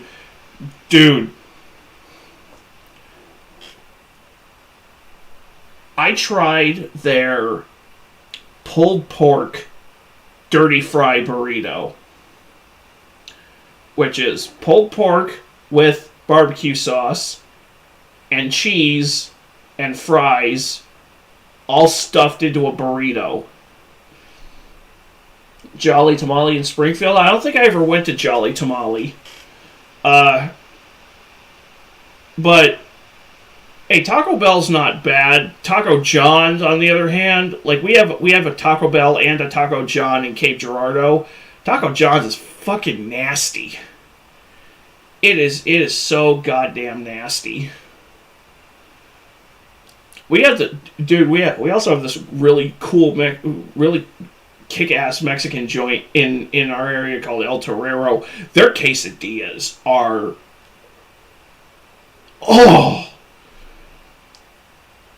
their quesadillas are like an orgasm in your mouth. Yes, you heard that correctly. Moving on. Obviously, online commerce has graduated to vehicles, and I ordered Taco John once, and they fucked up our orders, and we never went back. I mean, you didn't really miss much. Because their tacos, the one, I went to Taco John one time, and it was so nasty I couldn't finish it. Even houses. And because of this, I feel like Facebook Marketplace scams are now unfortunately extremely common now. And it seems like Facebook Marketplace has also kind of become this like hotbed for stolen cars. Because unfortunately, even if you are quite savvy and you know what to look for, you can still find yourself getting the short end of the stick in a Facebook Marketplace deal. And a good chunk of these people using these sites are just regular, unsuspecting people who aren't seeing these scammer stories day in and day out. Because, like, why would they assume the worst of a random person who isn't really just online? Because they eventually have to meet in person and do the exchange. Like, they would have no reason to assume the car that they're in the process of buying, number one, is already stolen, and number two, is about to be stolen from them within the next few days. Like, that is just crazy. Jackson County Prosecutor Melissa John. I have never once in my life ordered something from Facebook Marketplace, and I ain't about to start now. Honestly, I'm just not. And says this kind of cybercrime is becoming more common. She says no one should be leery of shopping online, but double-checking documents, email addresses, and phone numbers can help shoppers avoid trouble. Even in some circumstances, you can do all of that and still unfortunately end up on the wrong side of things. And so, again, I am not here to victim shame. I just want us to all be aware. Maybe that's why Mama Dow wasn't caught instantly. Like, it being the same guy over and over again seems like the least likely scenario. But as ridiculous as it sounds, that's exactly what was happening. Prosecutors say this pattern of behavior happened 8 times and it cost victims a total of $24,000. So I guess using multiple aliases, Mama Dow would post his car on Facebook Marketplace, sell it for cash to an innocent victim, and then days later he would steal it back just so he could post it back up again. Come on! Imagine you're the victim here, though, and you buy a car off of Facebook Marketplace, it's stolen a few days later, and you're like, well, I guess I need a cheap car again. So you go back to Facebook Marketplace, you find a similar car that you just had, you show up, it's the same guy, and then it's the same car. That would be an awesome plot for a movie. Honestly, this whole thing in itself is kind of like an awesome plot for like a extremely scuffed like stoner comedy, but that would make it funnier. But still, the fact that this like operation wouldn't immediately raise alarms is so beyond me. Like 8 times. I can't say what I wanted to do, the snarky employee. I still can't get over stealing the same car back 8 times for months on end. So apparently he would go as far as to provide what seemed... It involved shoving the bag of the failed order somewhere. Ooh. Woo!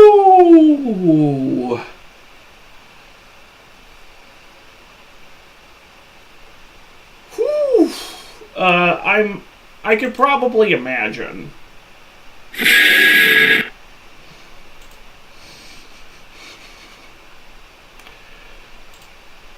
Seemed to be legitimate titles and bills of sale during the transactions, which likely eased buyers' concerns. And that is, like, if they had any concerns in the first place, because obviously it is a little bit sus buying things off of a dude you don't know, especially off of a marketplace, but people do it all the time. And most of the time people do it, it's fine.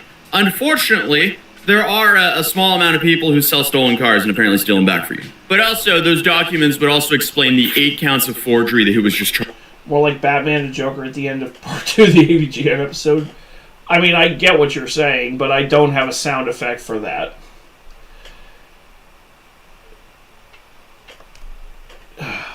I do have a mental image of Cesar Romero and Adam West, however. If you were here, I'd pound you into a pulp. Start pounding, Joker. Dun, dun. Charged with as well. And what I am curious on as well is if he had like fake IDs and different profiles for all these aliases too, or if he was just using the same name and account. I don't know. But no one at the DMV noticed the same car was just continuing to be sold and re-registered over and over again, just in a short span of a few months. You're expecting too much out of government employees. Didn't Joker say boner in a comic? He probably did, and it probably meant something else when that was published. I mean, I have a Hardy Boys book on my shelf where they refer to detectives as dicks. So, Make of that what you will. Like, this is, again, it's so crazy that he got away with this for so long. Like, this is just so confusing to me. Like, how? How did he get away with this for so long? Like, you would think he would get caught the first time. And if not the first time, the second, or at least by the third. 8 times? Like, come on. Even if Mom and Out wasn't going the legal route on his end, like, aren't the natural next stops for the buyers to register and insure it so it's, like, at least in some sort of database? Or was everyone he was selling this vehicle to just not registering the car nor even putting it on insurance?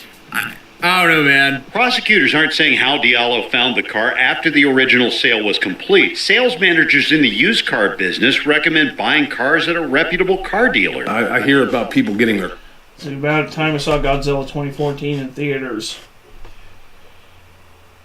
I mean... You have more patience with that movie than I did. I've watched that movie twice, and both times were a fucking chore for me. But then again, I'm not a kaiju fan. And I don't mean that disparagingly. I have certain expectations, and that movie failed to meet them. Which is why when I see people putting it on their, like, best of 2014 lists, like, if I shook my head vigorously enough, I could mix a full Bloody Mary in my mouth. I mean, that's fair. That is fair. If you're a Godzilla fan, I get that. I mean, that's gonna be me. Just consider this case, and that's gonna be me when the Zelda movie comes out next year. So I get it. Their car's stolen all the time. John. But by that's going to be me, I mean getting overexcited. I'm not going to go see it. I'm not going to pay theater prices to go see it in the theater 8 fucking times. Prenzler manages Auto Bank of Kansas City on East Truman Road. He says online car customers should get a signed bill of sale from their purchase and register their cars with the state as quickly as possible. The news clip does say the authorities don't want to say how Diallo tracked down the cars after selling them. Got the -1 what the 2014 movie should have been. I will never stop saying that until the day that I die, dude. That movie did everything Gareth Evans failed to do. Or not Gareth Edwards. Gareth Evans has actually made movies that I fucking like. Gareth Edwards is... His movies are so frustratingly mid. It's like they have cool ideas behind them, but just the execution is just so bargain bin. No, Gareth Evans has actually made some decent fucking movies. The Raid, which is a banger. The Raid 2. Apostle on Netflix, which I've heard good things about. I haven't watched it yet, which I plan to just because I like Dan Stevens and I'm curious to see how he does horror. Havoc. Now, if you have a Netflix account, if you haven't seen Havoc, it's fucking insanity. You got Tom Hardy, you've got Forrest Whitaker, you got Tim Oliphant.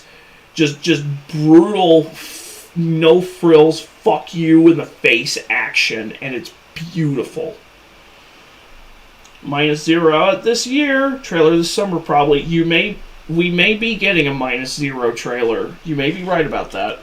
But does mention registering and insuring new vehicles as soon as possible. So maybe that comes out the day before your birthday. Well, that's a nice little bonus then. That was the problem. The car wasn't even their possession long enough for that to even happen. So what he might have been doing is spawn camping the literal car that he just sold. Like, what if he, like, sold it, like, at the end of the night, like, after the DMV was closed, and then he stole it back that night? Who knows? That would be crazy, though. And honestly, tracking a car can be as simple and eerie as just throwing an AirTag in it. And also, I mean, he was clearly very familiar with that car since it's been back in his possession a whole bunch of times. So he had endless time to hide a tracker in it. Either way, though, over the course of 2 months, he somehow made $24,000 defrauding his 8 victims using this tactic. And again, if this wasn't such an awful thing to do to people, this would probably be one of the funniest funniest ways I've heard someone make 24 grand. But when Kansas City police realized they had 8 stolen cars and all of them were purchased on Facebook Marketplace and then reported stolen in the same way, it started rhyming. So they realized they had a serial car stealer on their hands. So after Diallo was identified as the fraudster, he was arrested and brought in, where he apparently denied ever buying or selling any cars on the platform, which is pretty funny, you know, considering how easy it would be for authorities to actually verify that he in fact was the person selling these cars, or this car over and over again. So for a measly $24,000 that he absolutely would have to pay back,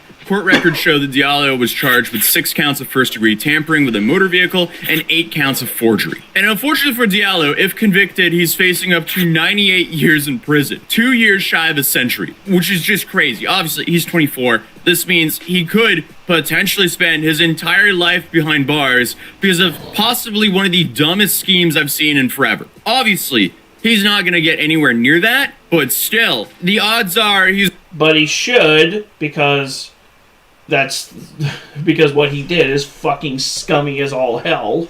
He's probably going behind bars for a minute. But unfortunately for him, on top of this, he also has holds from sheriff's offices in 3 other counties. And not to mention, he's also been charged previously with multiple counts of tampering with a motor vehicle, stealing a motor vehicle, and aggravating fleeing from the police. And this was only in 2025, so the same year this all happened, which means he may have not even been sentenced for those charges that he did earlier in 2025. So odds are he's not going to get a slap in the wrist for this one. But for now, though, he's currently being held on a $30,000 cash-only bond. So maybe him and his friends get together and sell and steal back a car a whole bunch of times to raise the $30,000 to bail him out. Who knows, though? So the moral of the story is, if you're buying a car off of Facebook Marketplace or just privately, especially with cash, it might be worth doing some homework on where this car's from. Like maybe a Carfax or something like that at the minimum. Or just don't buy cars from Facebook Marketplace. That's my takeaway from this.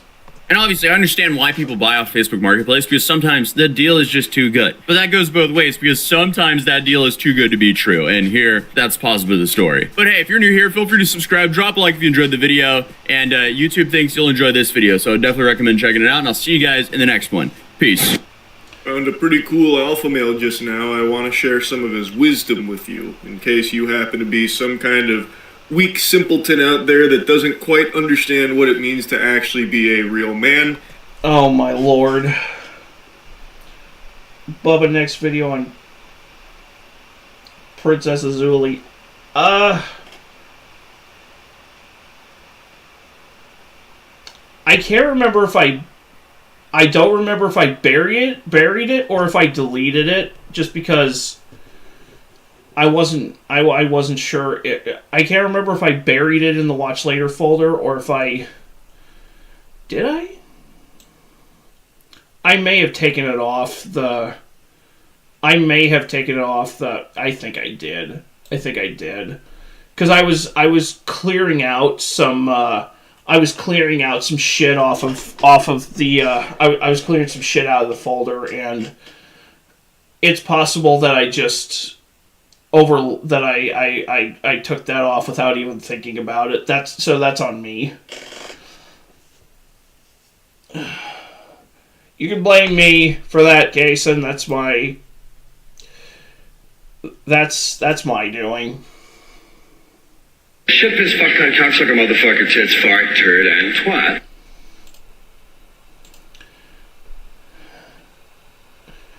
Funny that you didn't bring that. You never brought that up until we hit the Charlie video on an alpha male. That's where it's like, oh shit. Weak men run to the bathroom every 15-20 minutes. They get a little nervous. They got to go take a crap. They got to go take a piss. And when you walk into a public restroom and you see a guy taking a crap, that's embarrassing. I got to tell you, this is the most vulnerable position a man is ever going to be in. Taking a crap. Anyone can open the door, stab you in the neck with a knife. Think about that for a moment. Next time you go out there and start taking craps in public. There's a lot. How much time on your hands do you have to where you genuinely have to sit there and think this argument through long enough to warrant setting up your camera, setting up the lighting to catch your face just right, to do this, how much time on your hands do you have? If new Halloween game is crossplay and you have a new PC by then, we're collabing. We'll see. We'll see. But you know how I am about multiplayer. So we'll just have to see. A lot to digest here, but first and foremost, men don't crap. Men shit. I don't know why he's afraid of using big boy words and instead has decided to use elementary school nomenclature to describe a fucking bowel movement from a man as a crap. That's pathetic. I haven't taken a crap since I was 12 years old. I shit. Damn, I didn't even think about that. I didn't think about that. Charlie's bringing some 4D chess here. I'm gonna use that. Byron, fuck yeah. I'm gonna start using that. Men don't crap, we shit. That's beautiful. That's what I do. Maybe this guy's out there making little fucking toots and poots from his butt there, and that's what he calls crap, but that's not what an actual man does. Also, who the fuck is going to the bathroom every 15 minutes? That's not a sign of being... That sounds like irritable bowel syndrome. Can't even joke about Godzilla stepping on someone. That's lame as fuck. Also, let's rewind this a second. Who the fuck is going to the bathroom every 15 minutes? That's not a sign of being nervous and having shaky knees. That's a sign of a serious medical condition that needs to be analyzed quickly. Yeah, that's like irritable bowel syndrome, overactive bladder, Crohn's disease.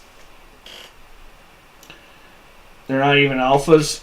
Oh yeah, because the whole concept of an alpha male is just, it's entirely a myth. It's based on a bullshit study that wasn't even done. I think wasn't even done. It wasn't even meant to be taken seriously, but somebody did, or it was based on incorrect findings. But retards took it seriously, so that.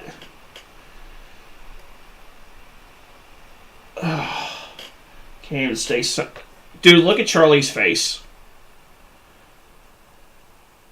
20 minutes into YouTube and chill, and he gives you this look. Every 15 minutes excusing yourself to the toilet? What? Who does he hang around with? Dogs that are just afraid around strangers or something? Like, what is going on? Every 15 minutes excusing yourself to the restroom? What the fuck? November 2022 on weed. I mean, close enough. Also, how would you ever be that nervous? Like, where would you even be that would be causing nerves to that degree that you're going to the bathroom every 15 minutes? Does he think, like, his spiritual pressure is so extreme that it's making men that nervous to even just be in his proximity, so they have to keep going to the bathroom to decompress and, just fucking void their bowels and empty their bladders or something? And finally, what a wacky mentality and outlook on living, where his concern is that by putting yourself in a vulnerable position in a public bathroom by taking a crap, as this Boy Scout calls it here, that there's the concern that someone would bust in and stab you in the neck with a knife. Buddy, I got some bad news. I hope you're sitting down for this one. The cold water's coming.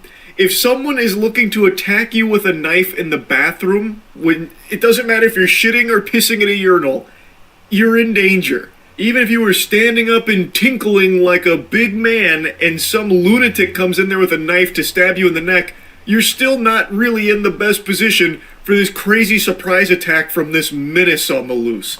That's true. A crazy person with a knife is a threat. Period. Point blank. End of story. It doesn't matter where you're sitting. Doesn't matter where you're standing. I thought you were going to say cum face. Too easy. Honestly, Kaysen, just way too easy. I like the ambiguity of the of what I said. It doesn't really change the scenario all that much if you were urinating or hitting that number 2 over there. If there is someone that just randomly comes in there with a knife to stab you in the neck. It must be miserable going through life with perpetual fear like that. Like...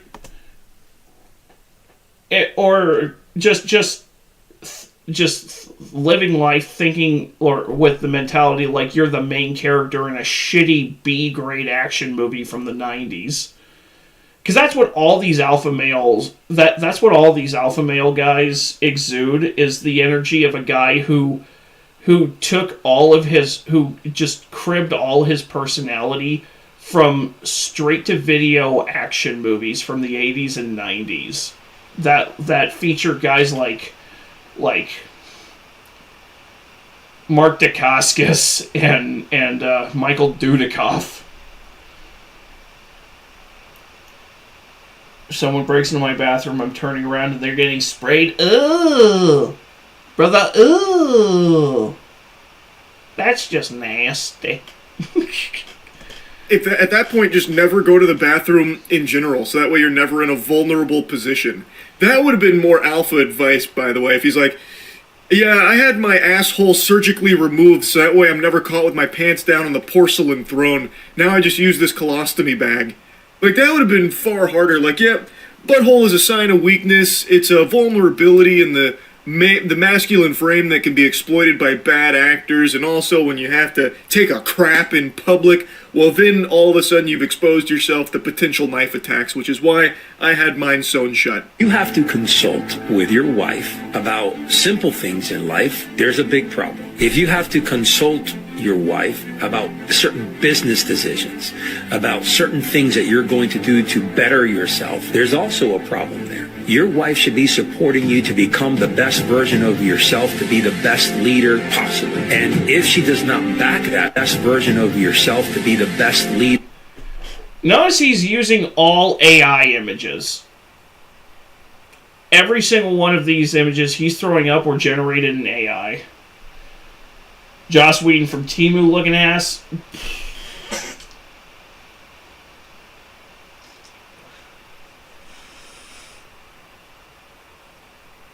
Oh!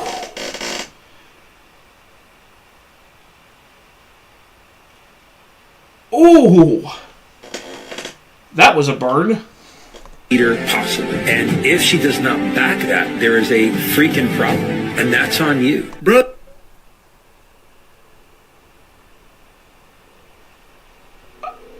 I can actually feel... Why is it every time these guys... I hear these guys talk, I try to form something funny to say, but it's like I can actually feel myself getting dumber. Like, literally, I feel myself getting more and more stupider.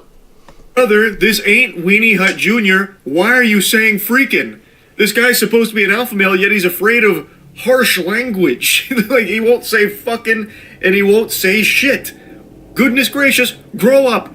If you're supposed to be like this big, rough, tough guy telling it like it is, you can't be saying things like freaking. Anyway, dude's a big wife guy. He has a lot of segments on wives and how to handle the old ball and chain and, you know, what a quality wife is, that kind of thing.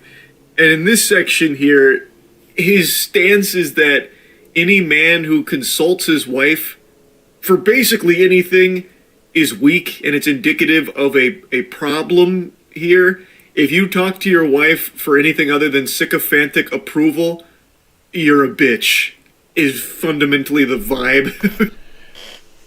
If the only thing you want your wife to give you is sycophantic approval,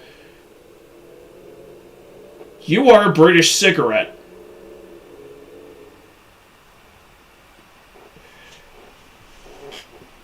Your wife is supposed to bring out the best of you, and you're supposed to bring out the best of wife. That's a pendulum that swings two ways. It's not just this one-sided... It's relationships are supposed to be based on reciprocity. You guys... You love your wife. She reciprocates that love back to you. You reciprocate that love back to your wife, and it's an ongoing thing.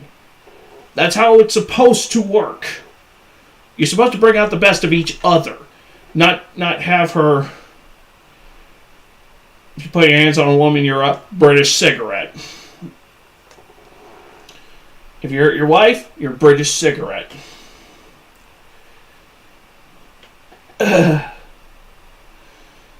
You're a female dog. That too.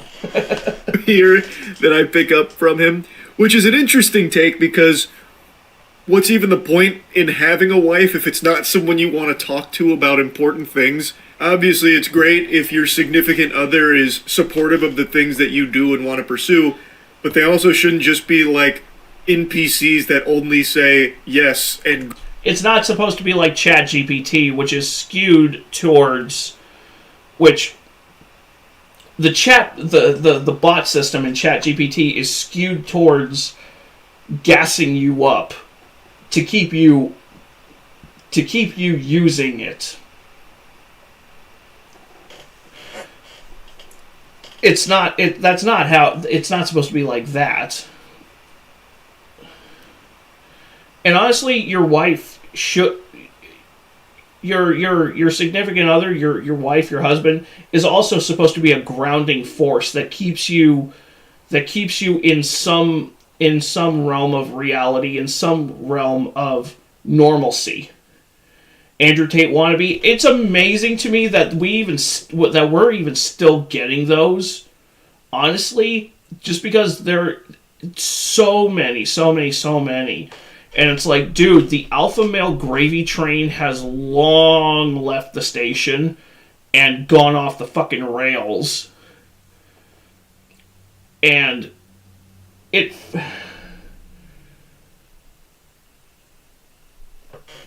Kason.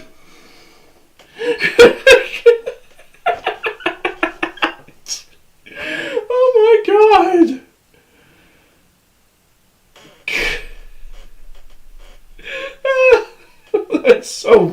That's so rich. I love it. I love that this is how... I love that your dog is still finding a way to invade our streams even when it's just me. Even when I'm the only one on the mic. Old Yeller about to get remade.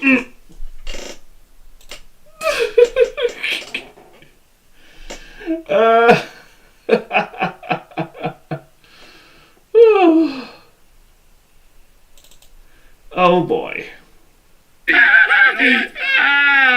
Fuck you. Had to dig up the Hangover clip. Like this dog more than most people? Honestly, animals are better than people in general. But yeah, it amazes me that we are still getting all these phony baloney alpha males in 2026 when it's like, dude, now it's just a meme. Now it's just a joke. It's like who still takes you seriously that has an IQ above 40? Good job and encourage things that maybe aren't the best paths, right? So like if you go to your wife and you start talking about this new career you found about pretending to be an alpha male online, parading around like you're the absolute ultimate of men, maybe she should opine saying, that's kind of cringe, maybe not the best idea. There's nothing wrong with that, and she's not a bad wife for not just sucking your dick on the whole thing. And there's nothing wrong with talking to your wife about things either. It's not weak to talk to your life partner. When I shake a hand, the first thing that I look at, and this is the truth, okay, if that fucker is wearing shorts and some fucking flip-flops, it's a preconceived idea that gets imprinted in my mind. He's gonna have a limp fucking handshake. I'm 100 out of 100 with that. Lord help us if this guy ever went to the beach, he'd blow a gasket. Everyone in flip-flops out there. Or if he ever came to Florida, I suppose. But one thing I...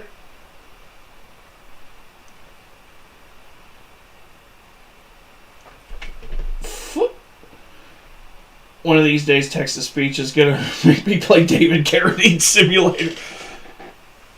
Whoo! Oh boy. Oh. I feel kind of funny. Like, haha, funny. I always appreciate about alpha male gurus is they have to talk about literally every single aspect of just being alive, to the point where even taking a shit is beta and weak and there's a man way of shitting. Like, it can't just be obvious stuff about, you know, working out, that kind of thing. It has to be like, yeah, this is going to be a limp handshake for sure. I'm always paying attention to the dress, the wardrobe of every man I look at. You know what it is these guys act like they make this that they act like there's such this profound observation skills that they have. They're all emulating Patrick Bateman. They're all trying to emulate Patrick Bateman's inner monologue. They're all trying to emulate Patrick Bateman's narration. What none of these fuckers even will bring up is the fact that Patrick Bateman is not an alpha male. He's not a sigma male. He's not a character that's worth worth emulating. He's a neurotic loser who, depending on how you interpret American Psycho's story, is either a delusional schizophrenic who is either a deluded schizo who is a danger to himself and others, or he's a fucking serial killer.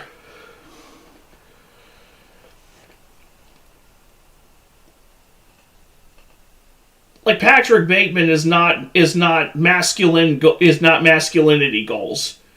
He's a neurotic narcissist that may or may not be a serial killer. And if they're wearing something that looks a little wacky, I know it's a limp handshake coming my way, and that makes me sick to my fucking stomach. Also, what I will say, though, is that he's changed his tone here, and now he's no longer saying freaking. This time, he went hog wild here. He was dropping F-bombs. But don't tell his wife. Like a big boy. Be back in a few... Hey, I'll be here, brother. A warrior is the eye of the storm. He's the eye of the hurricane, right? Where everything around him could be spinning around, but he is standing still as a rock. He is grounded. His foundation unshakable. When you get to that level, things around you, let them move. But you stay strong. You stay firm. You stay focused. Why do these guys all talk like they just walked off of the set of a Shaw Brothers kung fu movie from the 70s? They all talk like this. They all sound the same. They all have this faux Confucius fortune cookie speak. It's like they're trying so hard to sound like intellectuals, but they just end up sounding... But the more they talk, the more they just sound like retards. It's so fucking baffling. I can't.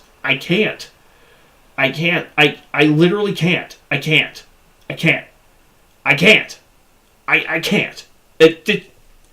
It's not a joke.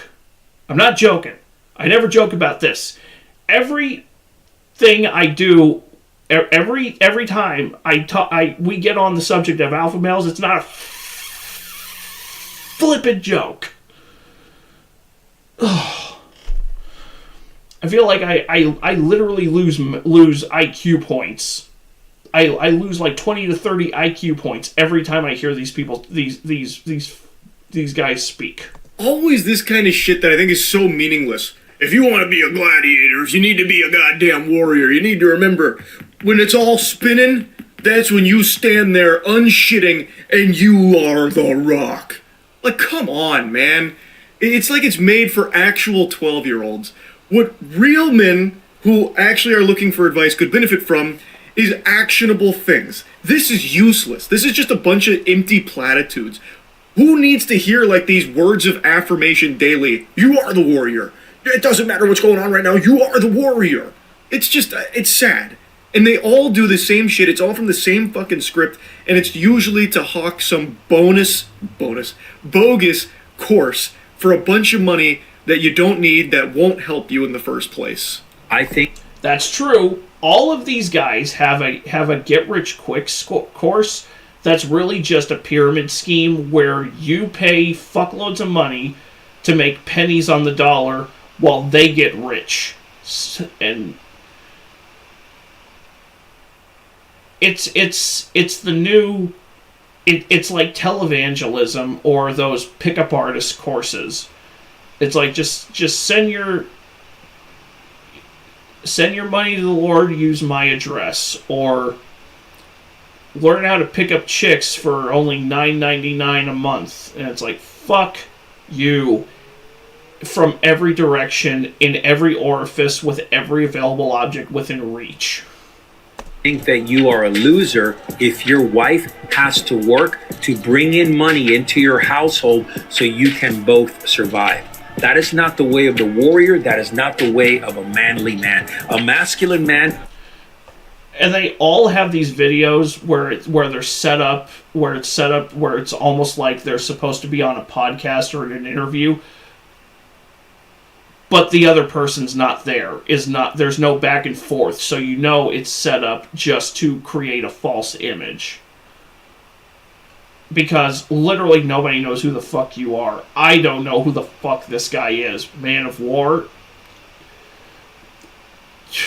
The only war you've ever fought, my guy, the only war you seem to be fighting is the war with your male pattern baldness.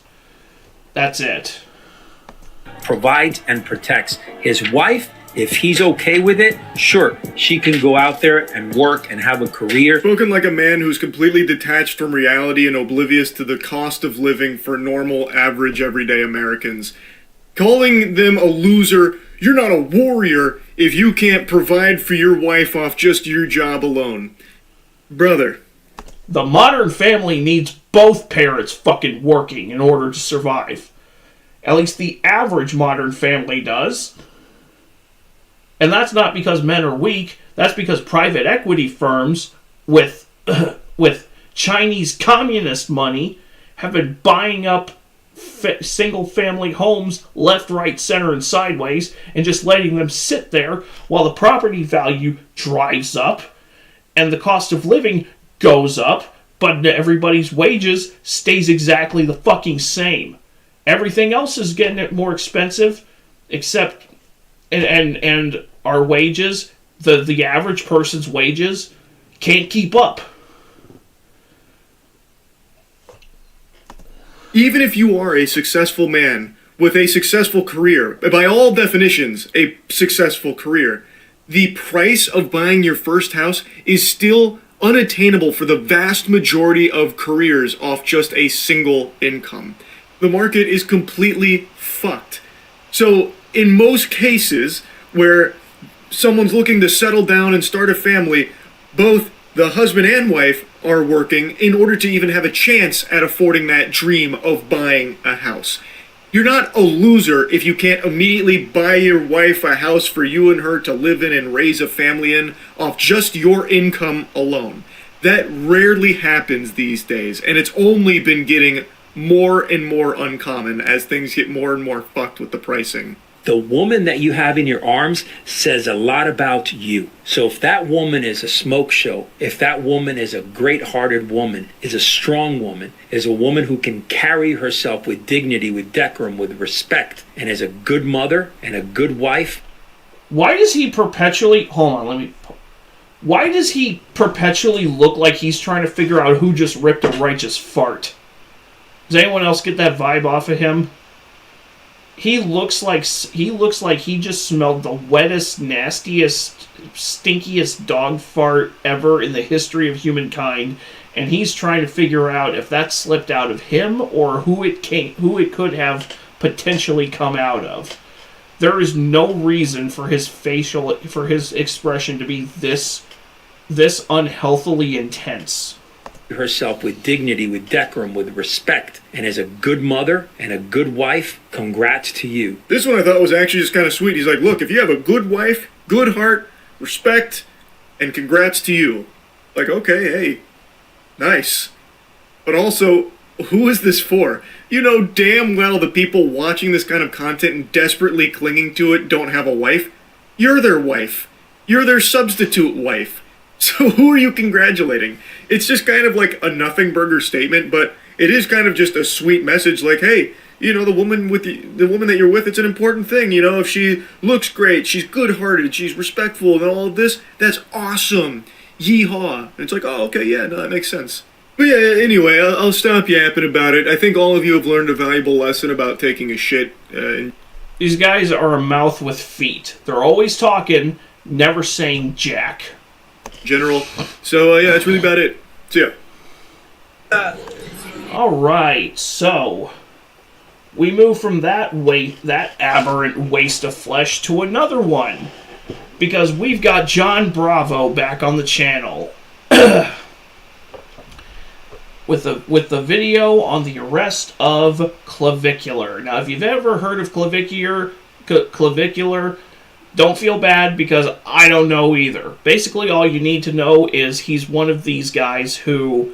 He's one of these looks-maxers, and a looks-maxer is somebody who already looks fine, but is just completely insecure in themselves. They're the male versions of those Hollywood socialites who get so addicted to plastic surgery that they end up resembling the after effects of Nazi experiments on tiger DNA.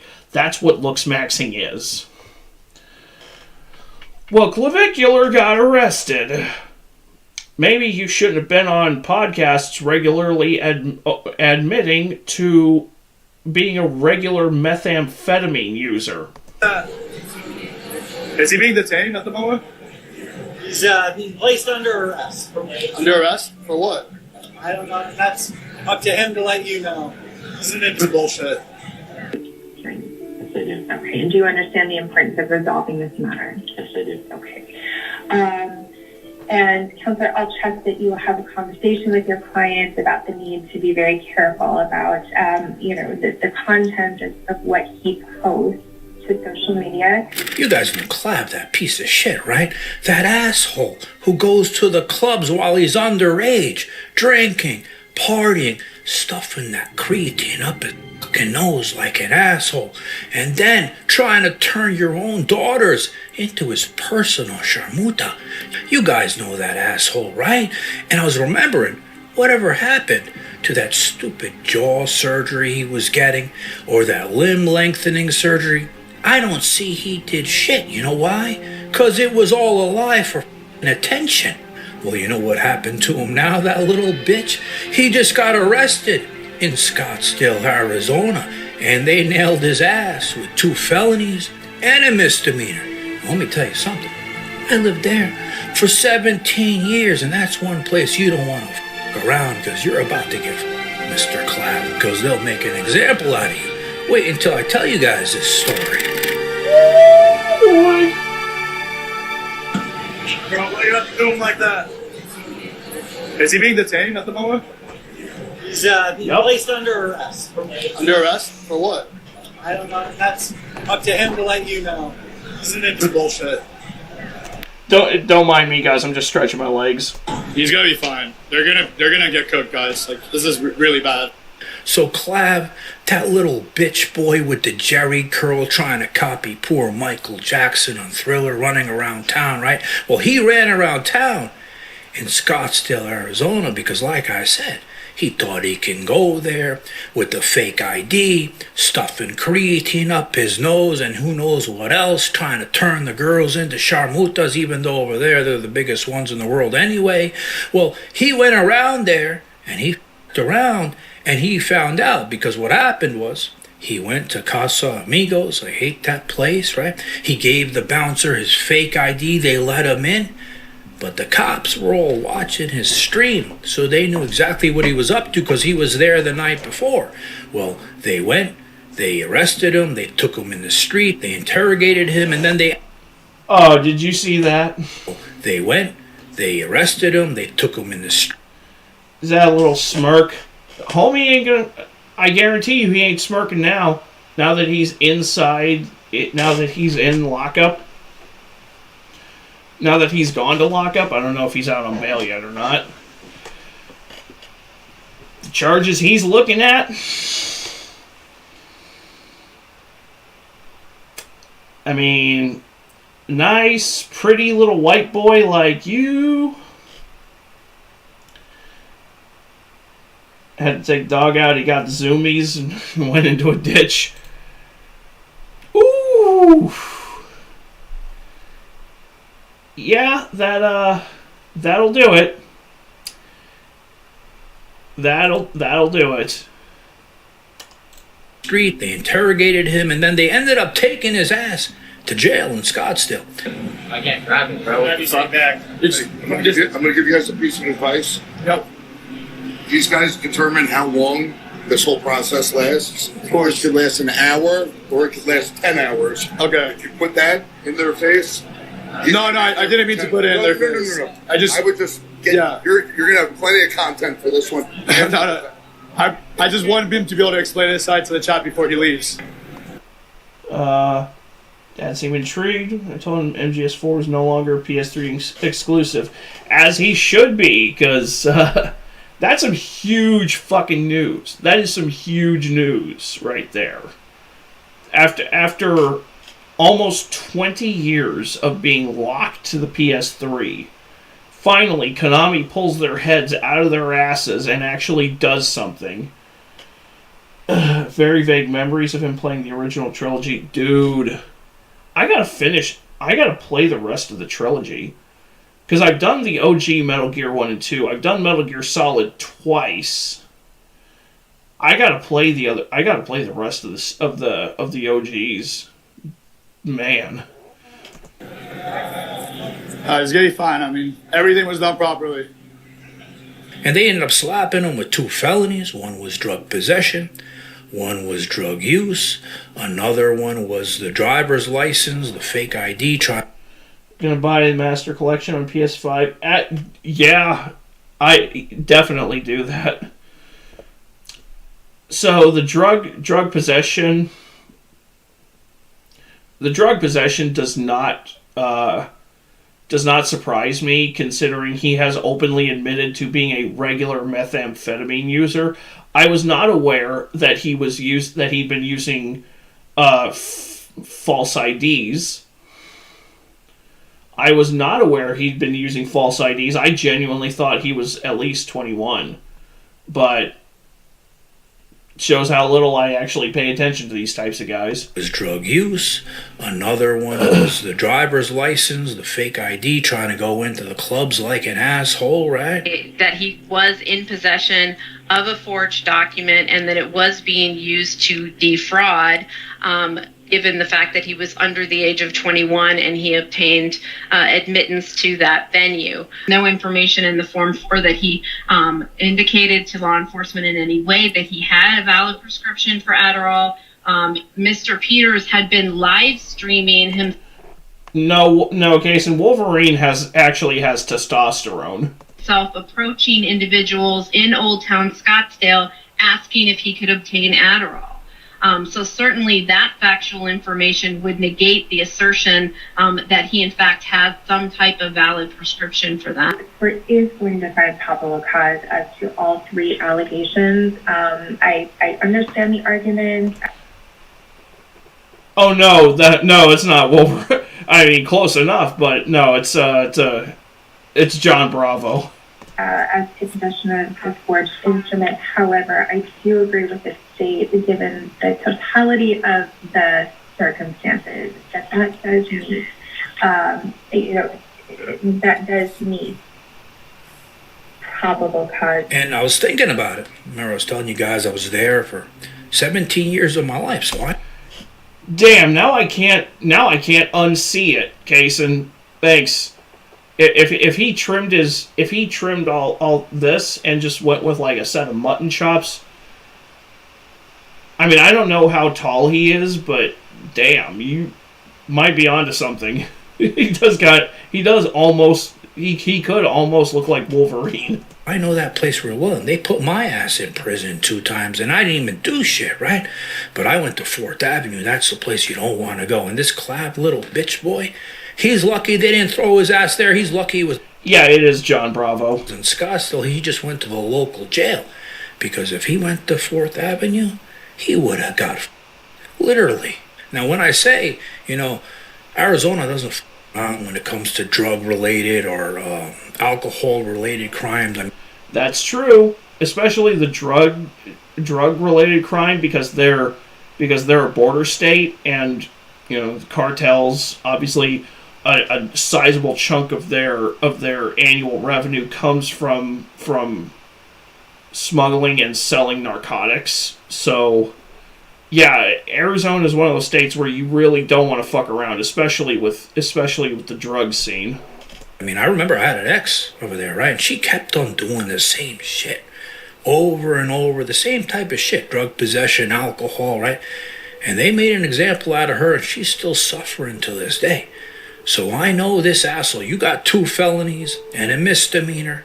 They ain't dropping all that shit. Maybe they'll drop 1 felony, 1 misdemeanor, but they're going to stick his ass with the other one. And now, the funniest part, they told him you can't leave Arizona until we straighten this all out. And they said you can't drink, you can't party, you can't do all these things. Our understanding is that Mr. Peters resides in the state of Florida, that he has no known ties to Arizona. I think we've already sufficiently discussed the particular facts of this case.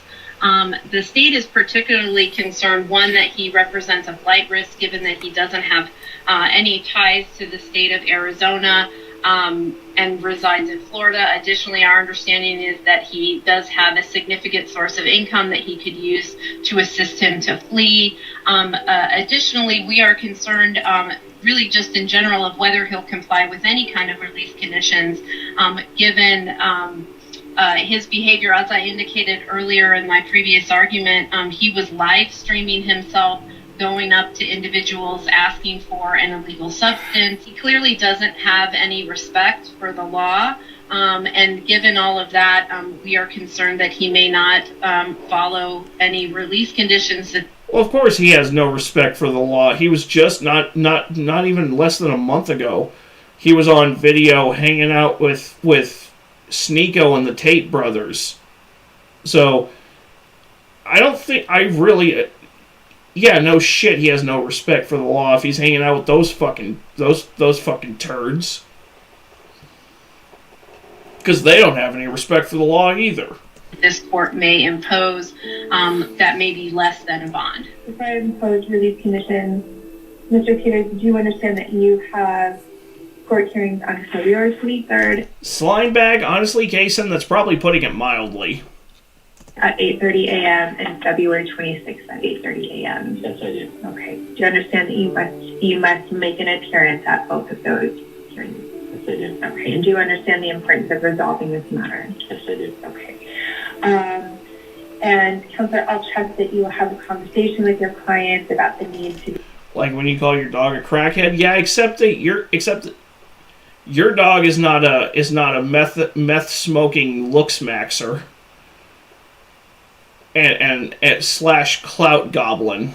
Be very careful about, the content of what he posts to social media.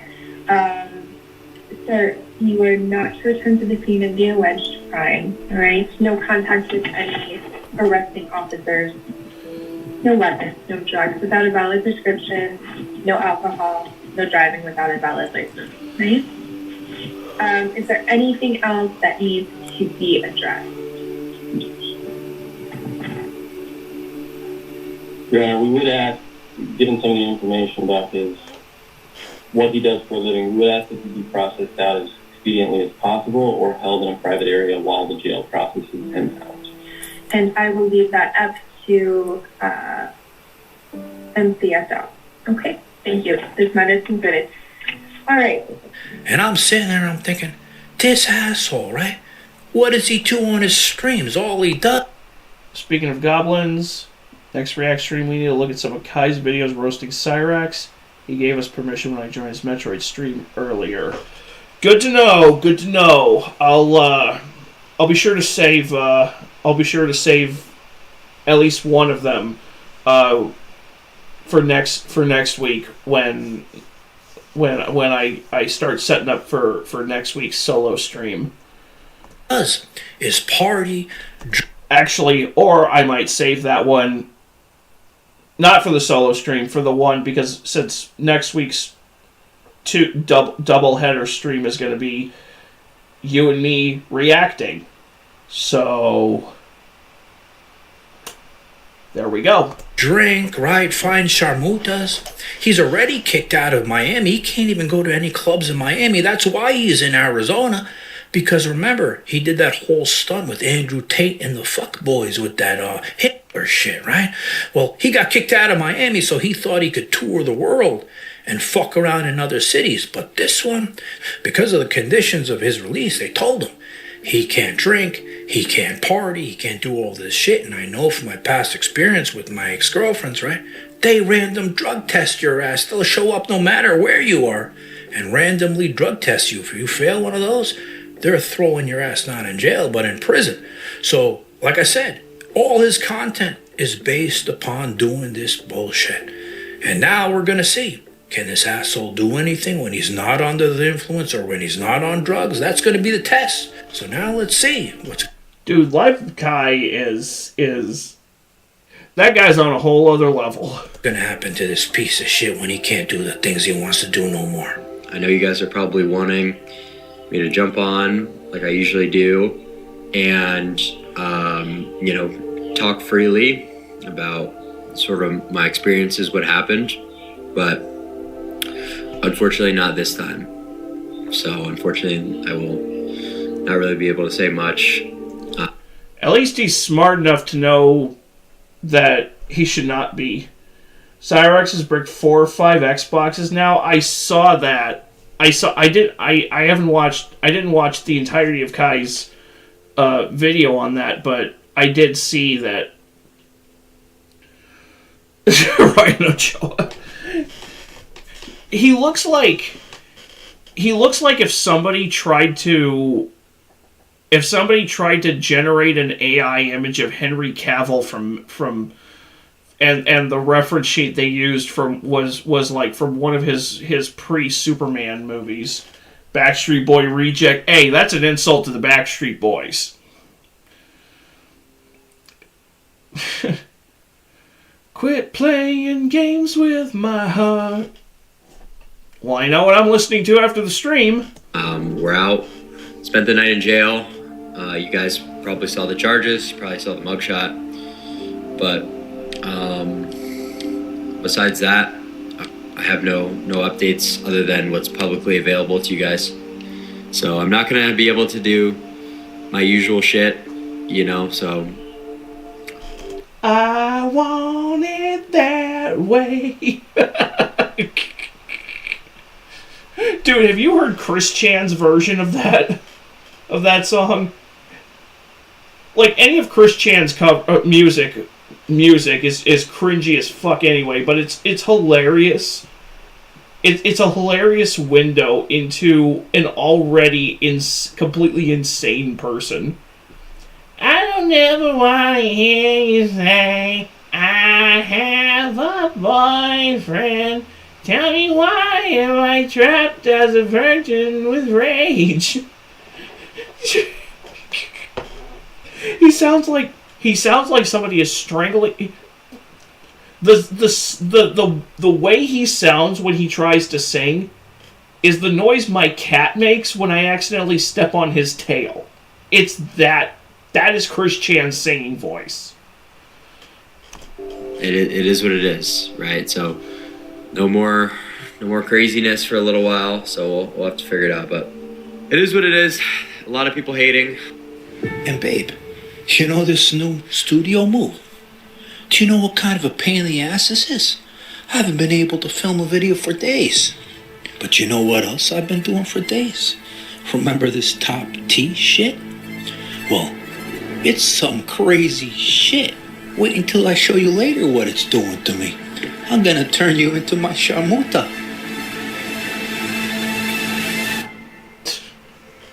Guys, thanks for watching. Please hit like on my video. Alrighty. The gaming... Alright. So this is going to be our closer for the evening. A new one from Oh No, It's Alex. We haven't featured Alex in a while. This is him talking about Highguard, the latest live service flop, which is now being dubbed Concorde 2. Remember what a disaster piece Concorde was?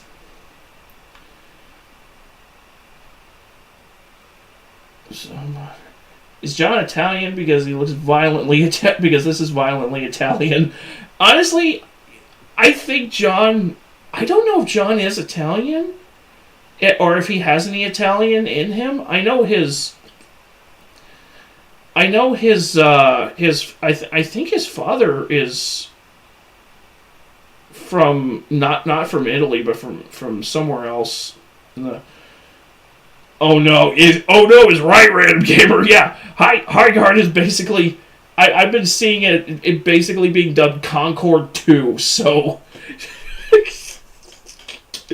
Oh, it's a disaster. It's a fucking disaster. And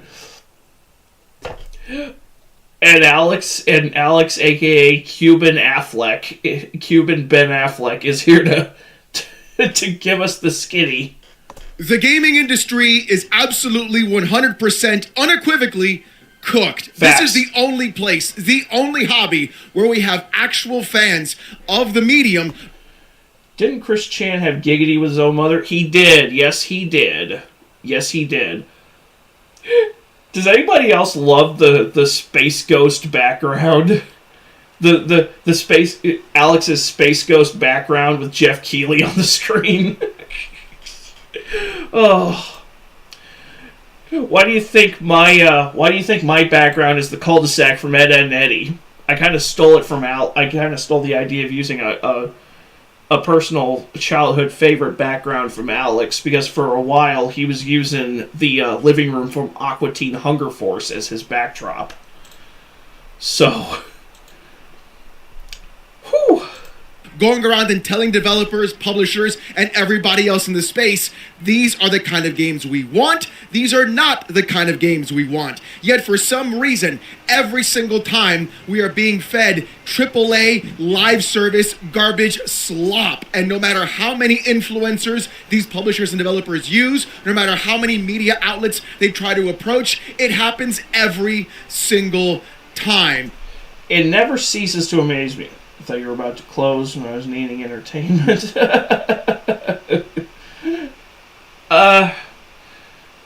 Yeah, so it never ceases to amaze me. And the film industry is very much the same thing. For years and years and years and years, we have been screaming from the rooftops, we don't want this, we want this. We don't want slop, we want love and care and passion.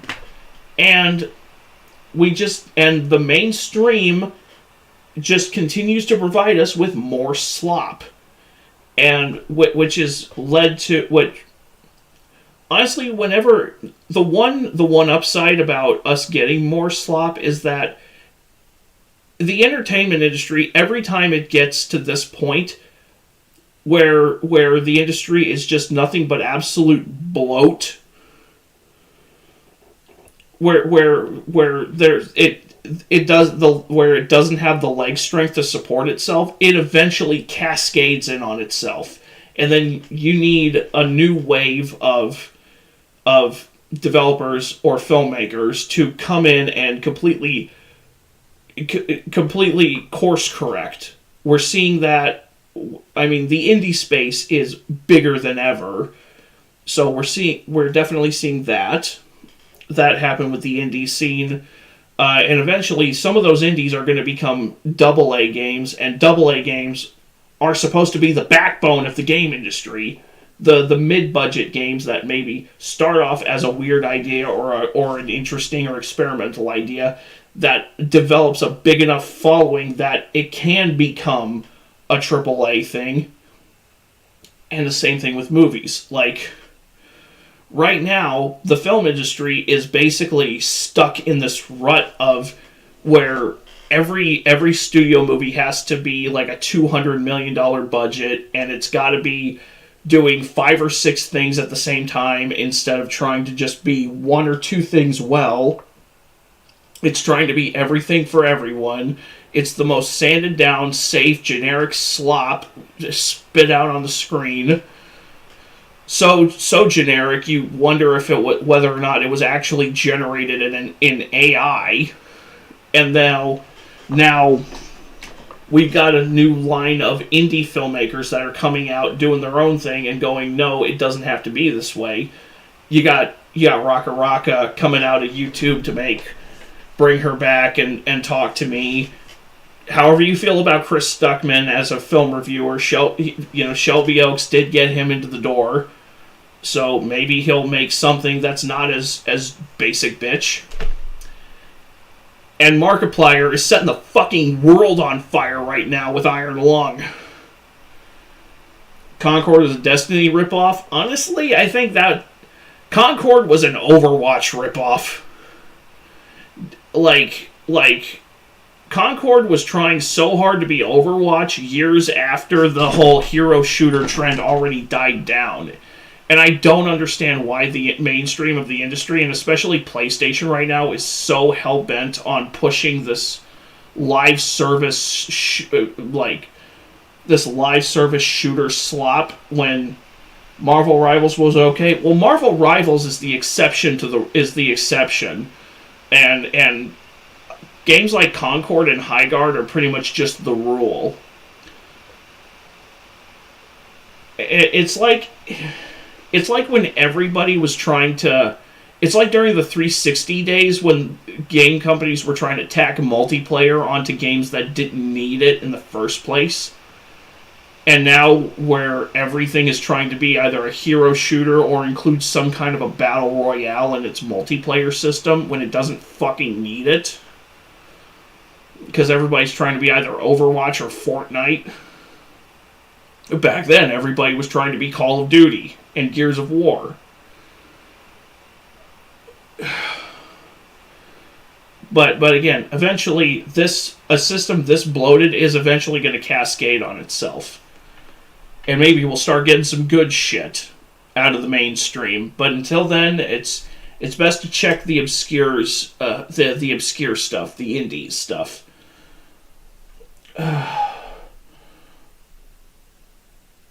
RC was trying to be caught in RE6. RE6 was trying to be Army of Two mixed with Dead Space, with how heavily scripted it was, and especially with the press button to GPS track where you're supposed to go next. But anyways. The toxic positivity, the inability to be honest with developers and publishers, the fact that criticism is labeled as actual hate and harassment really is going to be the death knell of video games, and why so many people are in fact retreating to either retro gaming or indie gaming as well. And he's right about that's... Damn, I didn't even think about that. The whole toxic positivity thing, where it's like, You're not allowed to criticize. You're not allowed to say, hey, this is a bad idea. Maybe we should go this way because it might hurt someone's feelings. It's like, if your feelings are that fucking fragile, get the fuck out of my industry and don't fucking come back. Because if you're gonna put your name out there in the public space, you're gonna get criticized. And guess what? Your job as a team is to overlook each other's shit and say, hey, this is working, this is not. Here's maybe what we should try fixing. Not to just form a collective circle jerk around where everybody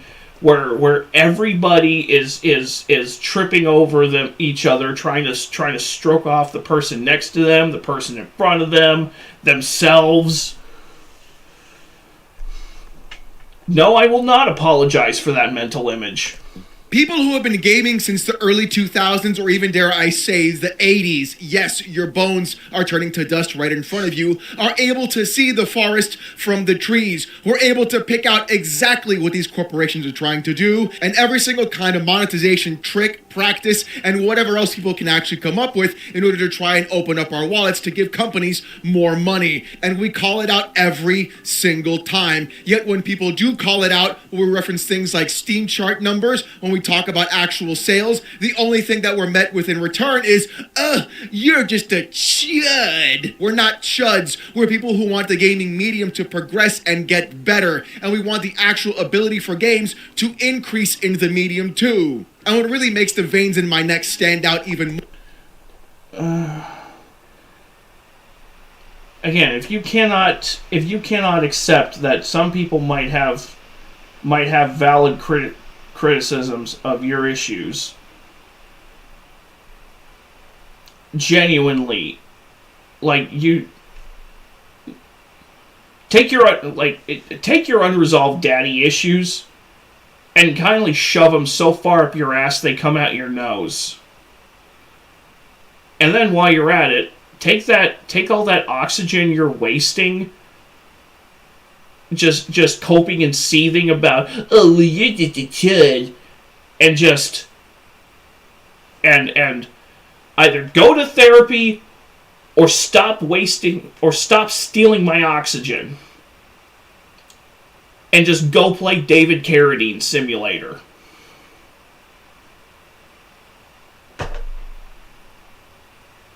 Yeah, I fucking said it.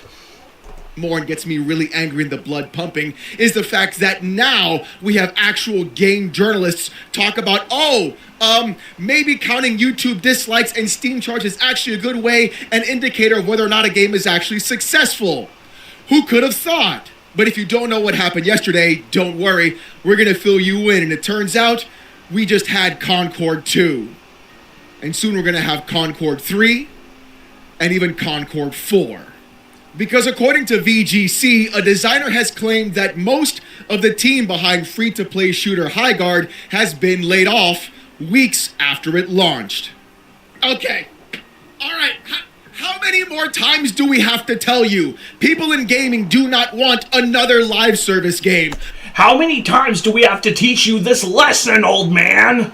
We do not want another 5v5, 3v3, class-based Apex Legends ripoff or another game that has another battle royale in it. We want actual video games, things where people take a risk and move forward. Hell, look at things like Mugenics that came out the other day. People are trying to play that non-stop, but we're sitting here talking about Highguard, a 3v3 capture point system with a tower defense and Counter-Strike 2, it's like they took every single bad aspect of every other major live service game, threw it into a pot and said, yeah, this is good. It's an entire bowl of I'm sure they're going to enjoy this thing. How did anybody at Wild Heart Studios not stop and say, hey guys, I've seen this play out before. Maybe we shouldn't do something like this. And why in the farm fresh fuck did Jeff Keighley, what was Jeff Keighley so... Just so breaking his own ribs to suck his own dick that he genuinely thought this was the game to show off as the final reveal at the Game Awards of 2025. How high on Doritos Dust and Mountain Dew was Jeff Keighley when he decided that was the one to close out the Game Awards with? You had second thoughts about trying it? Dude, I never even wanted to try it. As soon as I found out what it was, I was just like, yep, not interested. What in the 2022-23 era of God skits is going on here? Dude, what in the we have Overwatch at home is going on over here? Nobody on this team at all stood up and said, I don't think this is a good idea. This is what I'm talking about. This is the issue with the actual gaming industry. Not only is toxic positivity a problem, but also the fact that no one has any more original and good ideas. And all they're doing is taking from other people and trying to make it on their own. And even at that same point, it's not even good. They don't even take the good parts of the other games. They take all the bad parts instead and think that's going to be what people actually like. I feel like publishers, developers right now don't even play video games. They just see what's hot and they copy everybody else and they go from there and try to... That is exactly what's going on. That is exactly what's happening. These companies... A lot of these video game developers are publicly traded companies. A lot of these developers are publicly traded companies, so they're run by money men who who just see money who just see an opportunity to throw money around to invest in shit. So it doesn't matter to them where they throw it. All that matters is that that it's somewhere where they can make more and more and more bank off of it. And we wonder why the industry is going through money like a hemophiliac through a box of Band-Aids. To repackage everything and put it together without even adding their own spin or their own flavor to the actual concept. But hold on. Video games used to be made by actual nerds, by people who had weird passions and weird interests, and they wanted to weave their love for certain and adoration of certain mediums and certain books and tabletops and comics and anime into these really weird and very fun playable packages. And now it's all a bunch of people who majored in feminist dance theory and they all have unresolved daddy issues, and they have to project those unresolved daddy issues onto us, the players, to justify them getting their inflamed cuntitis every time we tell them, hey, this is kind of shit.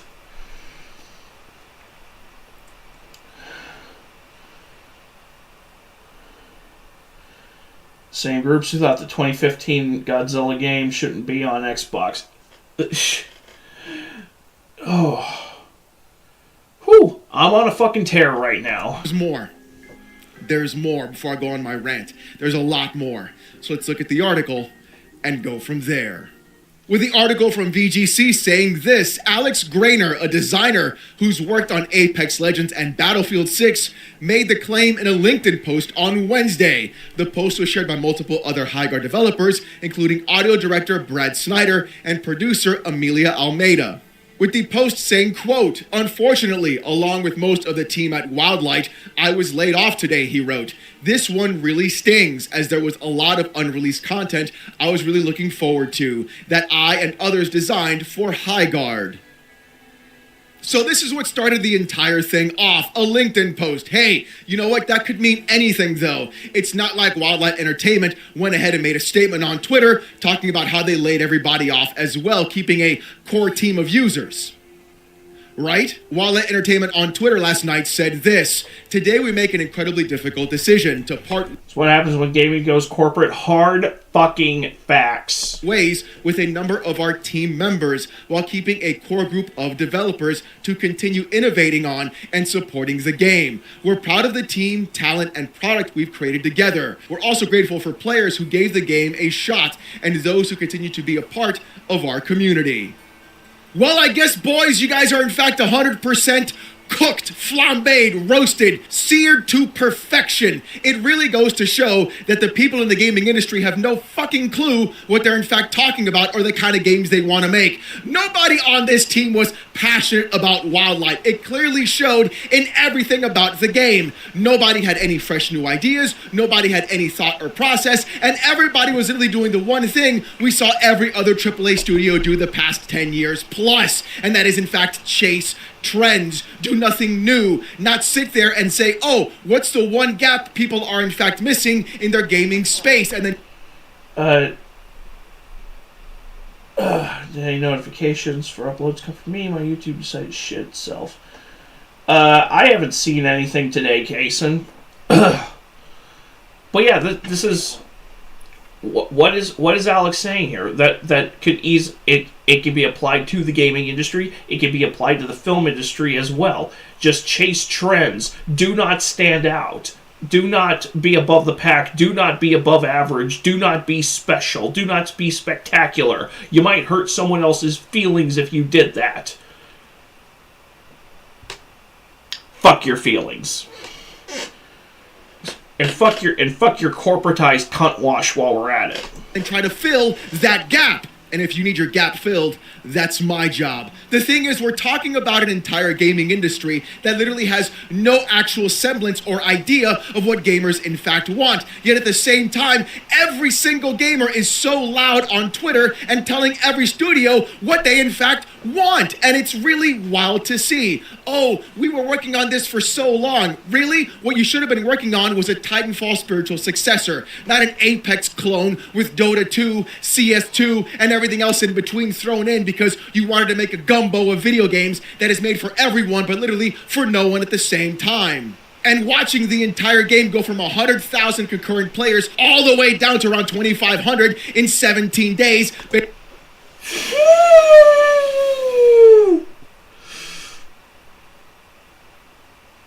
Oh, that hurts me. Which is funny because I never give a fuck about this game to begin with. That is such a colossal.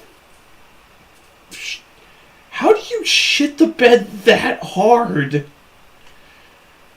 Like this games like this and Concord really need to be studied for. Need to be case studies for how to shit the bed in such a catastrophic fashion. Basically proves that point. This is literally Concord 2.0. The game died within a couple of weeks ever since its launch. And we're going to be seeing this thing happen again and again. People are calling this out. They can see the forest from the trees. And I think the worst part about all of this is the gaming industry still doesn't want to listen. In fact, here's Nick Tech on Twitter saying this: Highguard didn't fail because everyone jumped into the hate train. I felt physical pain when Grayson called Bubbles from DBZ King Kong.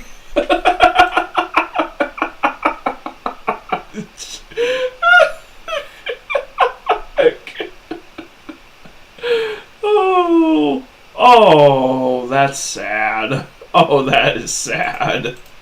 The game crossed almost 100,000 players within the first 24 hours of its launch, and it was free. Everyone who played it could have come back to play it again. However, the game simply wasn't fun to play for most of those who experienced it. That's the issue with these live service games. You either have to be extremely successful and retain a player base, or you lose player count constantly, creating a snowball effect leading to the game servers being almost empty.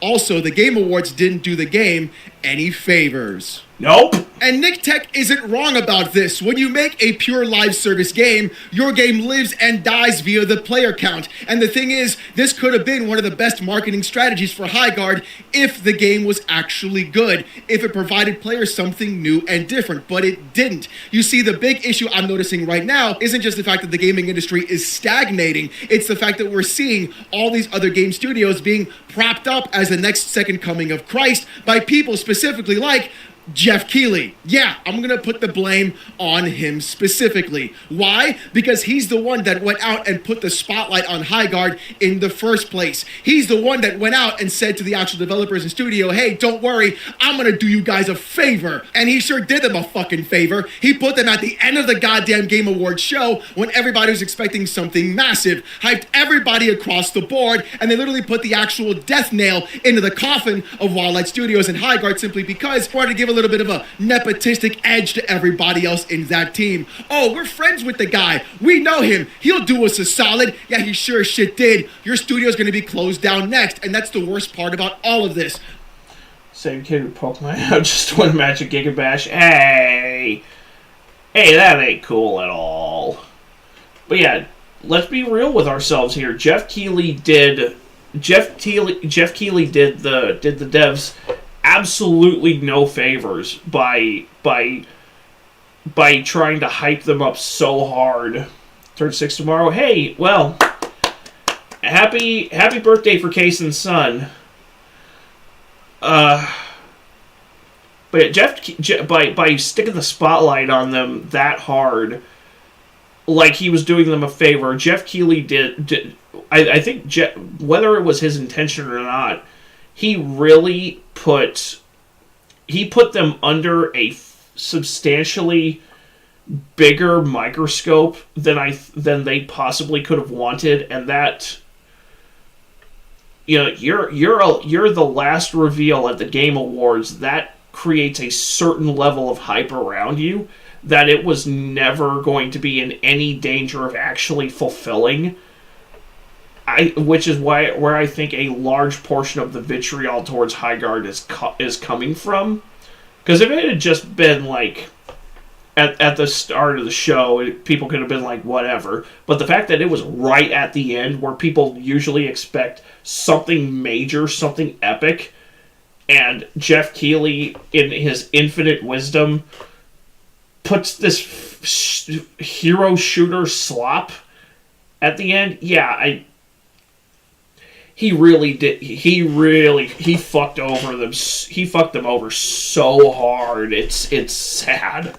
There probably are incredibly talented people in Wallet Studios who could do good artwork, good audio design, or even have great gaming ideas. But we're living in an era of toxic positivity where nobody's able to get up and say, hey, this maybe not be a good idea. I wouldn't do this, and then get shunned down as if they're the bad guy in the actual room. And I can probably say this without any sarcastic tone in my voice.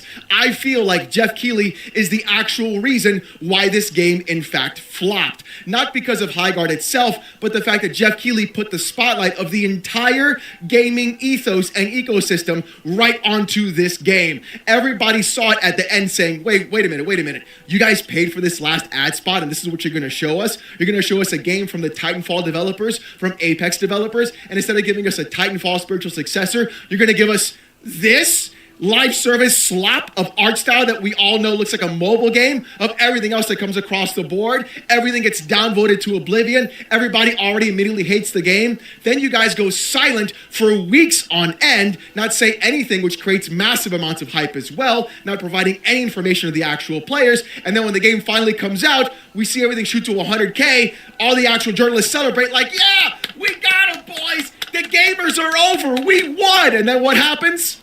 17 days later, you guys fall apart. And we knew it would happen. We saw it happen. It's repeating the same cycle. And the fact that Jeff Keighley is the one going around and basically ruining video games. I can't believe I just... Because ruining GameTrailers.com wasn't bad enough for him. Now he has to ruin video. Now he just has to ruin the entire AAA industry as well. Yeah, GameTrailers.com literally died because of Jeff Keighley. Because he refused to... between site redesign after site redesign after site redesign that did not need to fucking happen. Oh, and pretty much axing every single original piece of original content that didn't directly satiate or glorify him. I mean, what did they really have outside of let's be real, what did they really have outside of AVGN? And he left before shit hit the fan. Remember watching RE1 remake trailer on that website 20 or so years ago. Dude, GameTrailers.com used to be something worth frequenting, and once Jeff Keighley came in with his Mountain of Doritos, his super tanker of Mountain Dew Code Red, he just completely destroyed it, and now he's pretty much in danger of until the game industry decides to finally stop giving him credibility. He's going to bring it down for a second crash that's going to make the crash of the 1980s look like a fucking bike ride.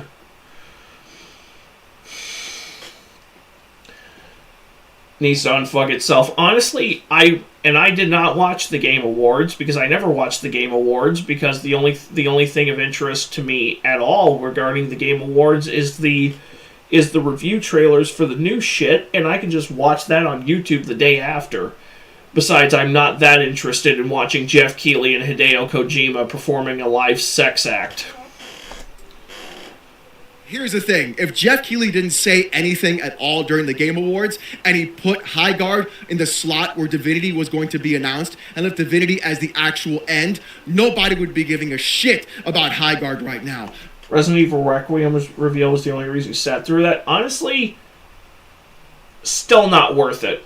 Still not worth watching the industry circle jerk itself. Nobody would be going around and wishing for the game to flop and fall apart. It would have... Like, even if we got something, even if this year's Game Awards gave us something, some kind of reveal for the Zelda movie, I wouldn't watch it, because that shit'll be on YouTube the next day anyway. Leon Baradot died in Requiem. I mean, Capcom was Chris was supposed to die in RE6, but that with Reigns going over to hit with his reigns being passed on to Piers, but then Capcom got cold feet, which is why Piers dies in that campaign instead of Chris. Had a smaller player base. It wouldn't have had the spotlight put on it. It wouldn't have had this insurmountable expectation placed on it as a game that would change everything. As Jeff Keighley sucked it off right on live in front of everybody. Millions of people watching and saying, you know what? That's going to be trash, and automatically writing everything off. And what makes this even more ironic and hilarious was Jeff Keighley's tweets before Highguard in fact launched, tweeting things out like, in 48 hours I expect an apology, and saying things like, here we go, even though in the 2 movies he posted the GIFs from, it's all about the most catastrophic thing happening to the person saying those exact same thing from expect an apology. That is not the own you think it is. Not when it's John Hammond. Not when it's the guy who had grandiose delusions that led to billions of dollars being wasted on genetically resurrecting dinosaurs, which resulted in several people getting killed. Directly resulted in several people getting killed. And then if you read the Jurassic Park book, dude literally gets eaten by his own creation. And saying things like, here we go, even though in the 2 movies he posted the GIFs from, it's all about the most catastrophic thing happening to the person saying those exact same things. It's even more ironic when you realize Michael Crichton wrote Jurassic Park as a cautionary tale against the dangers of genetic engineering and gene manipulation, because he was a direct opponent of using gene therapy and genetic engineering to potentially resurrect extinct species or clone already existing animals on this planet. He saw it as and Dennis had a far more gruesome fate in the book. Yes, he did, because Crichton saw genetic engineering as the scientific community playing God, and he was a direct critic of that, which, if he were still alive today, the shit he would write about with regarding generative AI, holy fuck. But the thing is, did Jeff Keighley take accountability for what happened? Let's find out. Of course Jeff not. Keighley last night on Twitter said that... Of course not, because it's never his...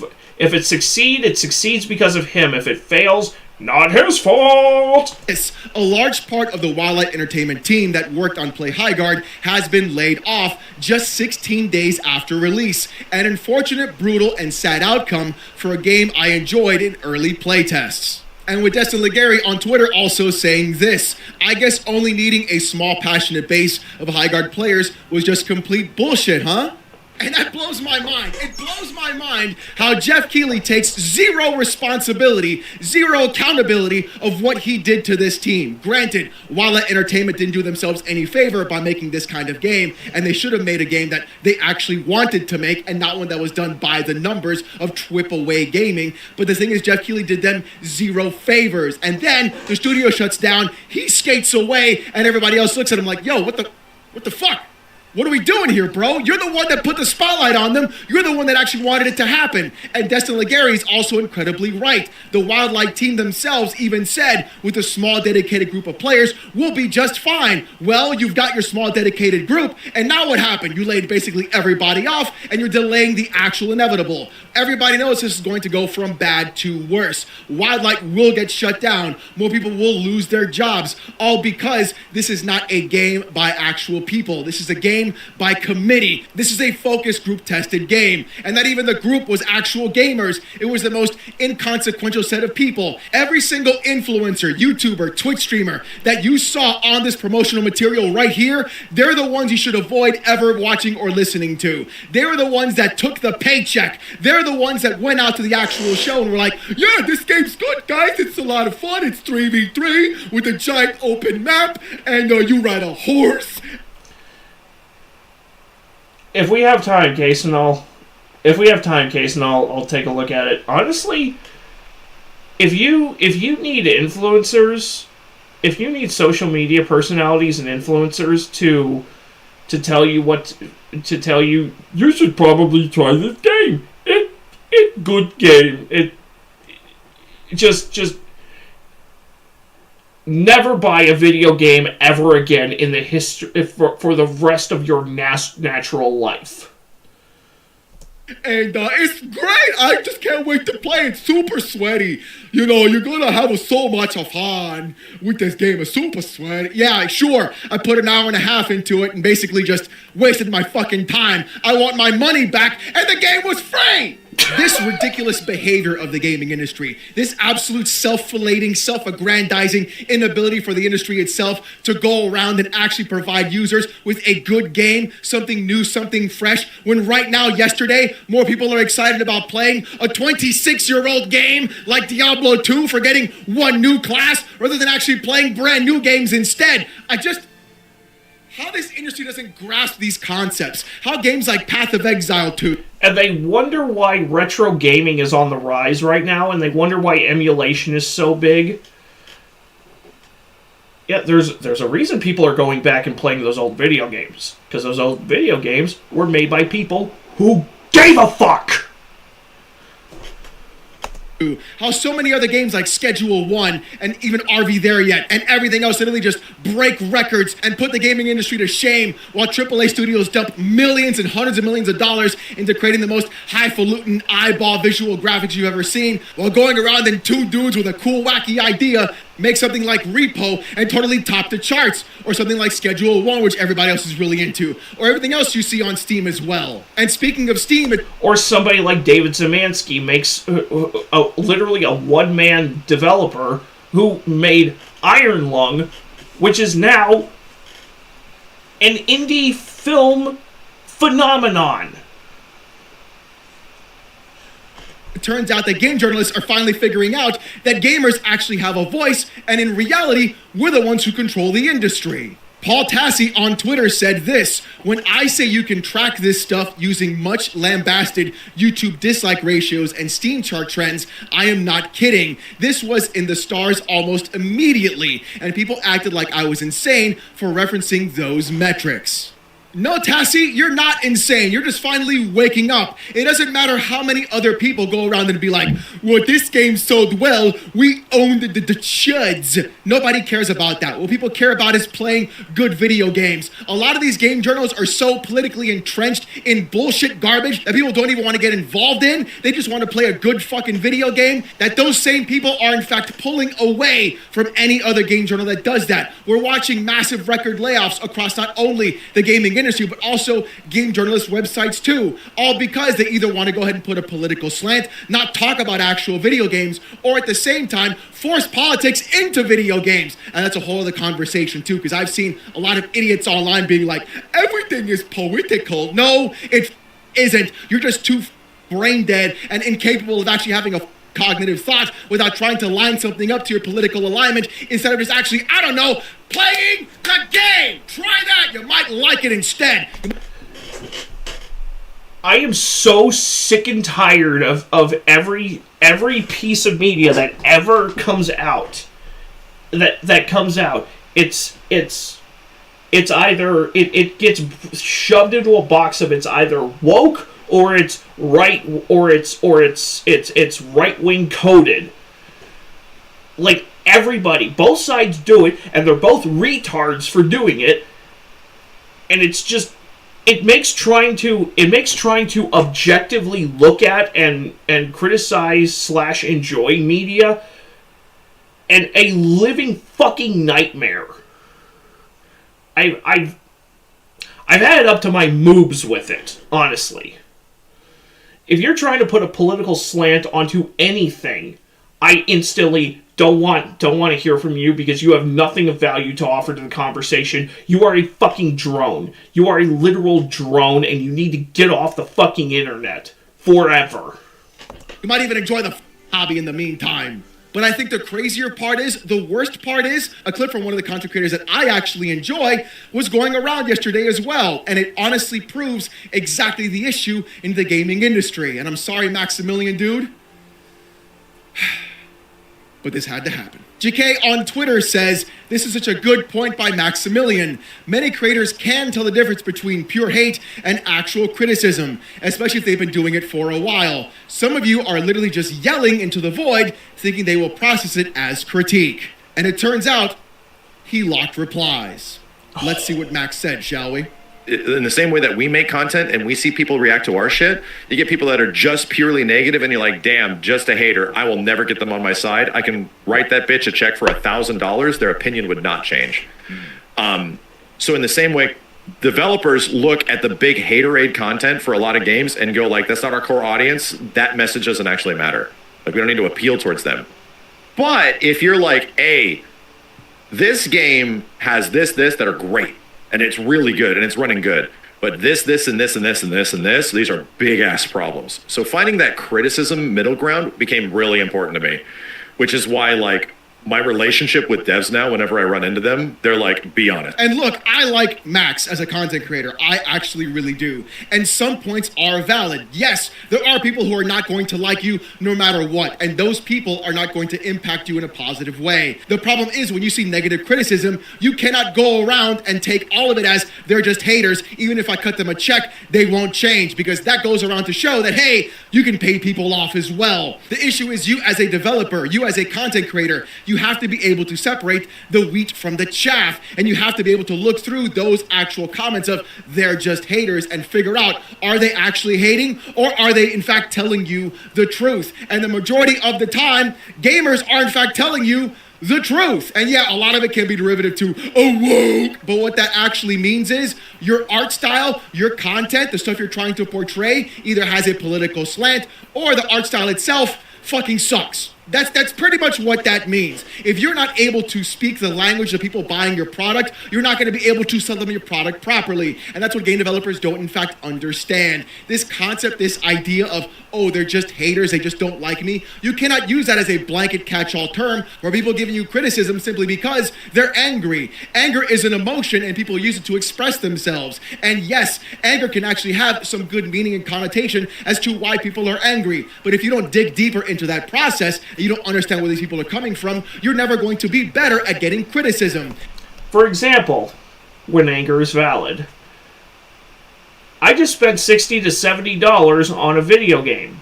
I want a game that is going to reflect the amount of money that I put into it. If I don't get my money's worth out of that game, I'm going to be angry. And I'm going to say something about it. That's one of the whole purposes of having a free market. You make product. If we feel like we have like we got our money's worth, we talk about that product. If we feel like we did not get our money's worth, we also talk about that product. And also, people who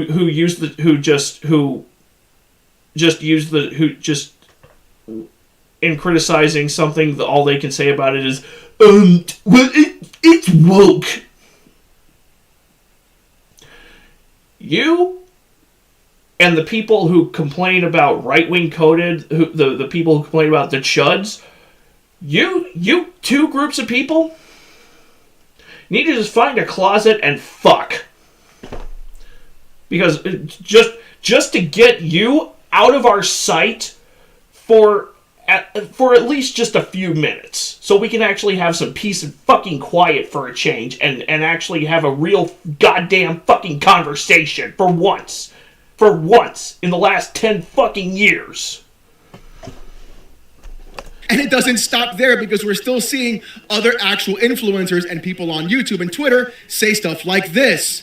Here's Mactix on Twitter saying, when did hating on every game become such a common and prominent personality trait? Back when I was a kid, everyone would get excited for everything. A new game always meant new fun. Now people prey on every game's downfall and rush to find everything wrong with it. The problem this person doesn't understand or even actually comprehend is that right now gamers have more choice than ever before. We have multiple decades, 40 plus years of video games. I didn't stutter, 40 plus years of video games to go back to that we can either all get for free at a massively discounted price, not have to deal with always online, DRM checks, battle passes, microtransactions, new season updates, or bullshit to deal with. We also have massive online games that are... There's a reason a good majority of the games that I play on the channel are either on PC or on an emulator.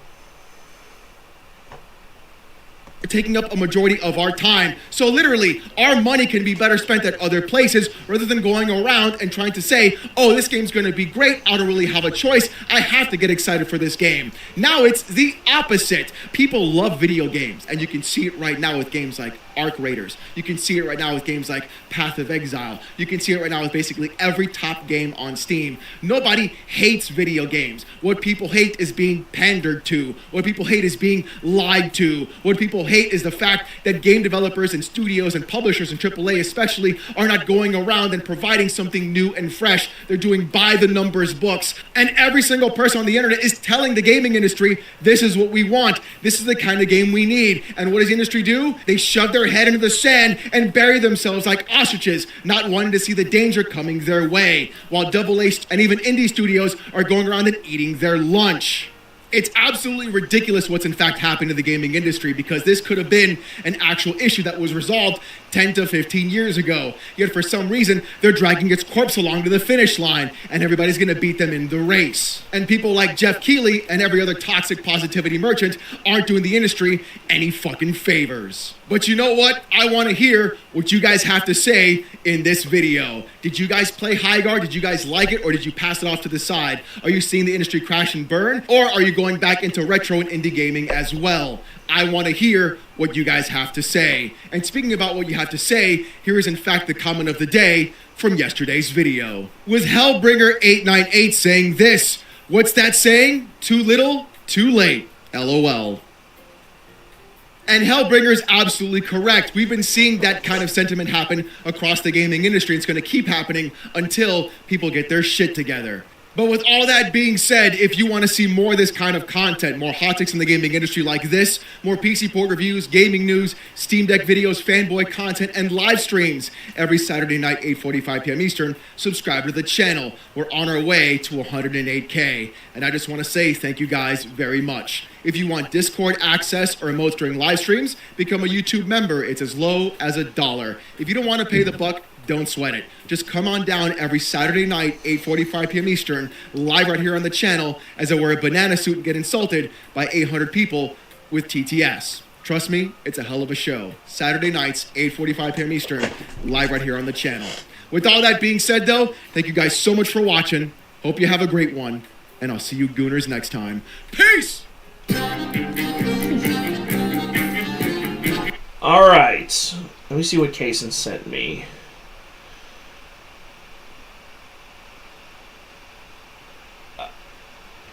Okay. Is that something I can play on the channel, Kaysen, without us risking a copyright? Because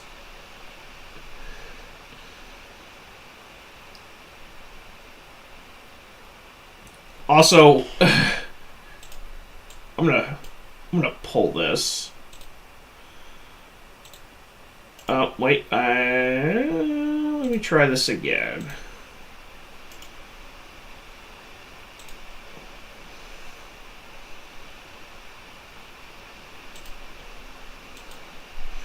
It's a fan animation. Okay.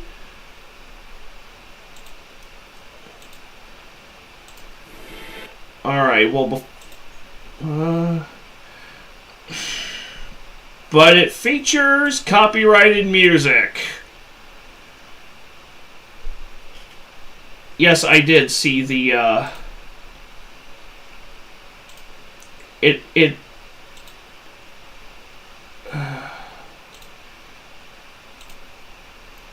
oh. Abort? Yeah, exactly. I want to see, hold up, I want to pull this up. I want to pull this up for the chat. Oh, no, you're okay, Jason.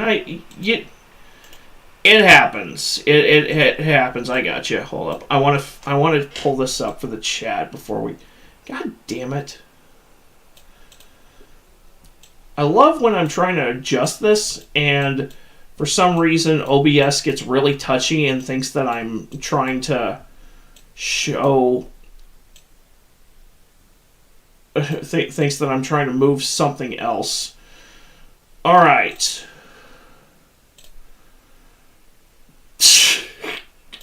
I'm going to turn my webcam off.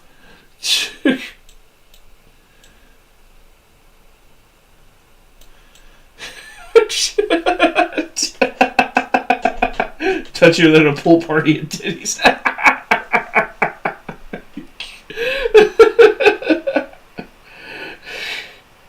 Oh, that's good, Case.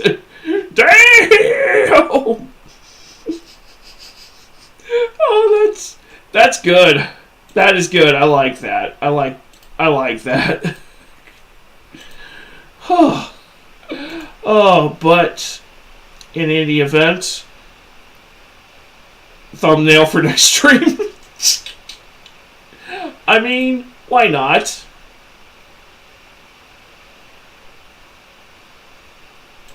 Why not?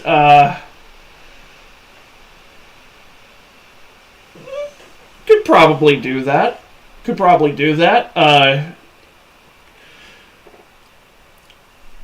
Next reaction, right? I got you. So yeah, we could use it for the next reaction stream. But in any event, I think that's going to cap it off for tonight. Now, Kason, you and I still have to figure out a time to start our movie discussion stream for tomorrow night. And but we'll figure that out over Discord. I am really grateful for everybody who did show up to check out the stream. This was fun. This was so fun. See you later, Random Gamer. We will be back on tomorrow afternoon or evening for our next movie discussion. Remember, we will be doing our double discussion on Return to Silent Hill and the Iron Lung movie. So once we get a time worked out, we will be good to go live. Random Gamer, thank you so much for being for the channel membership. I'm still tripping over that. That was you're the first channel member. You're the very first one. So hopefully the first of many, but you know, it's completely optional. So but with all that said, I hope everybody enjoyed the stream tonight, and we will see you tomorrow afternoon or tomorrow evening. We'll figure it out, and we will catch you all later. So good night.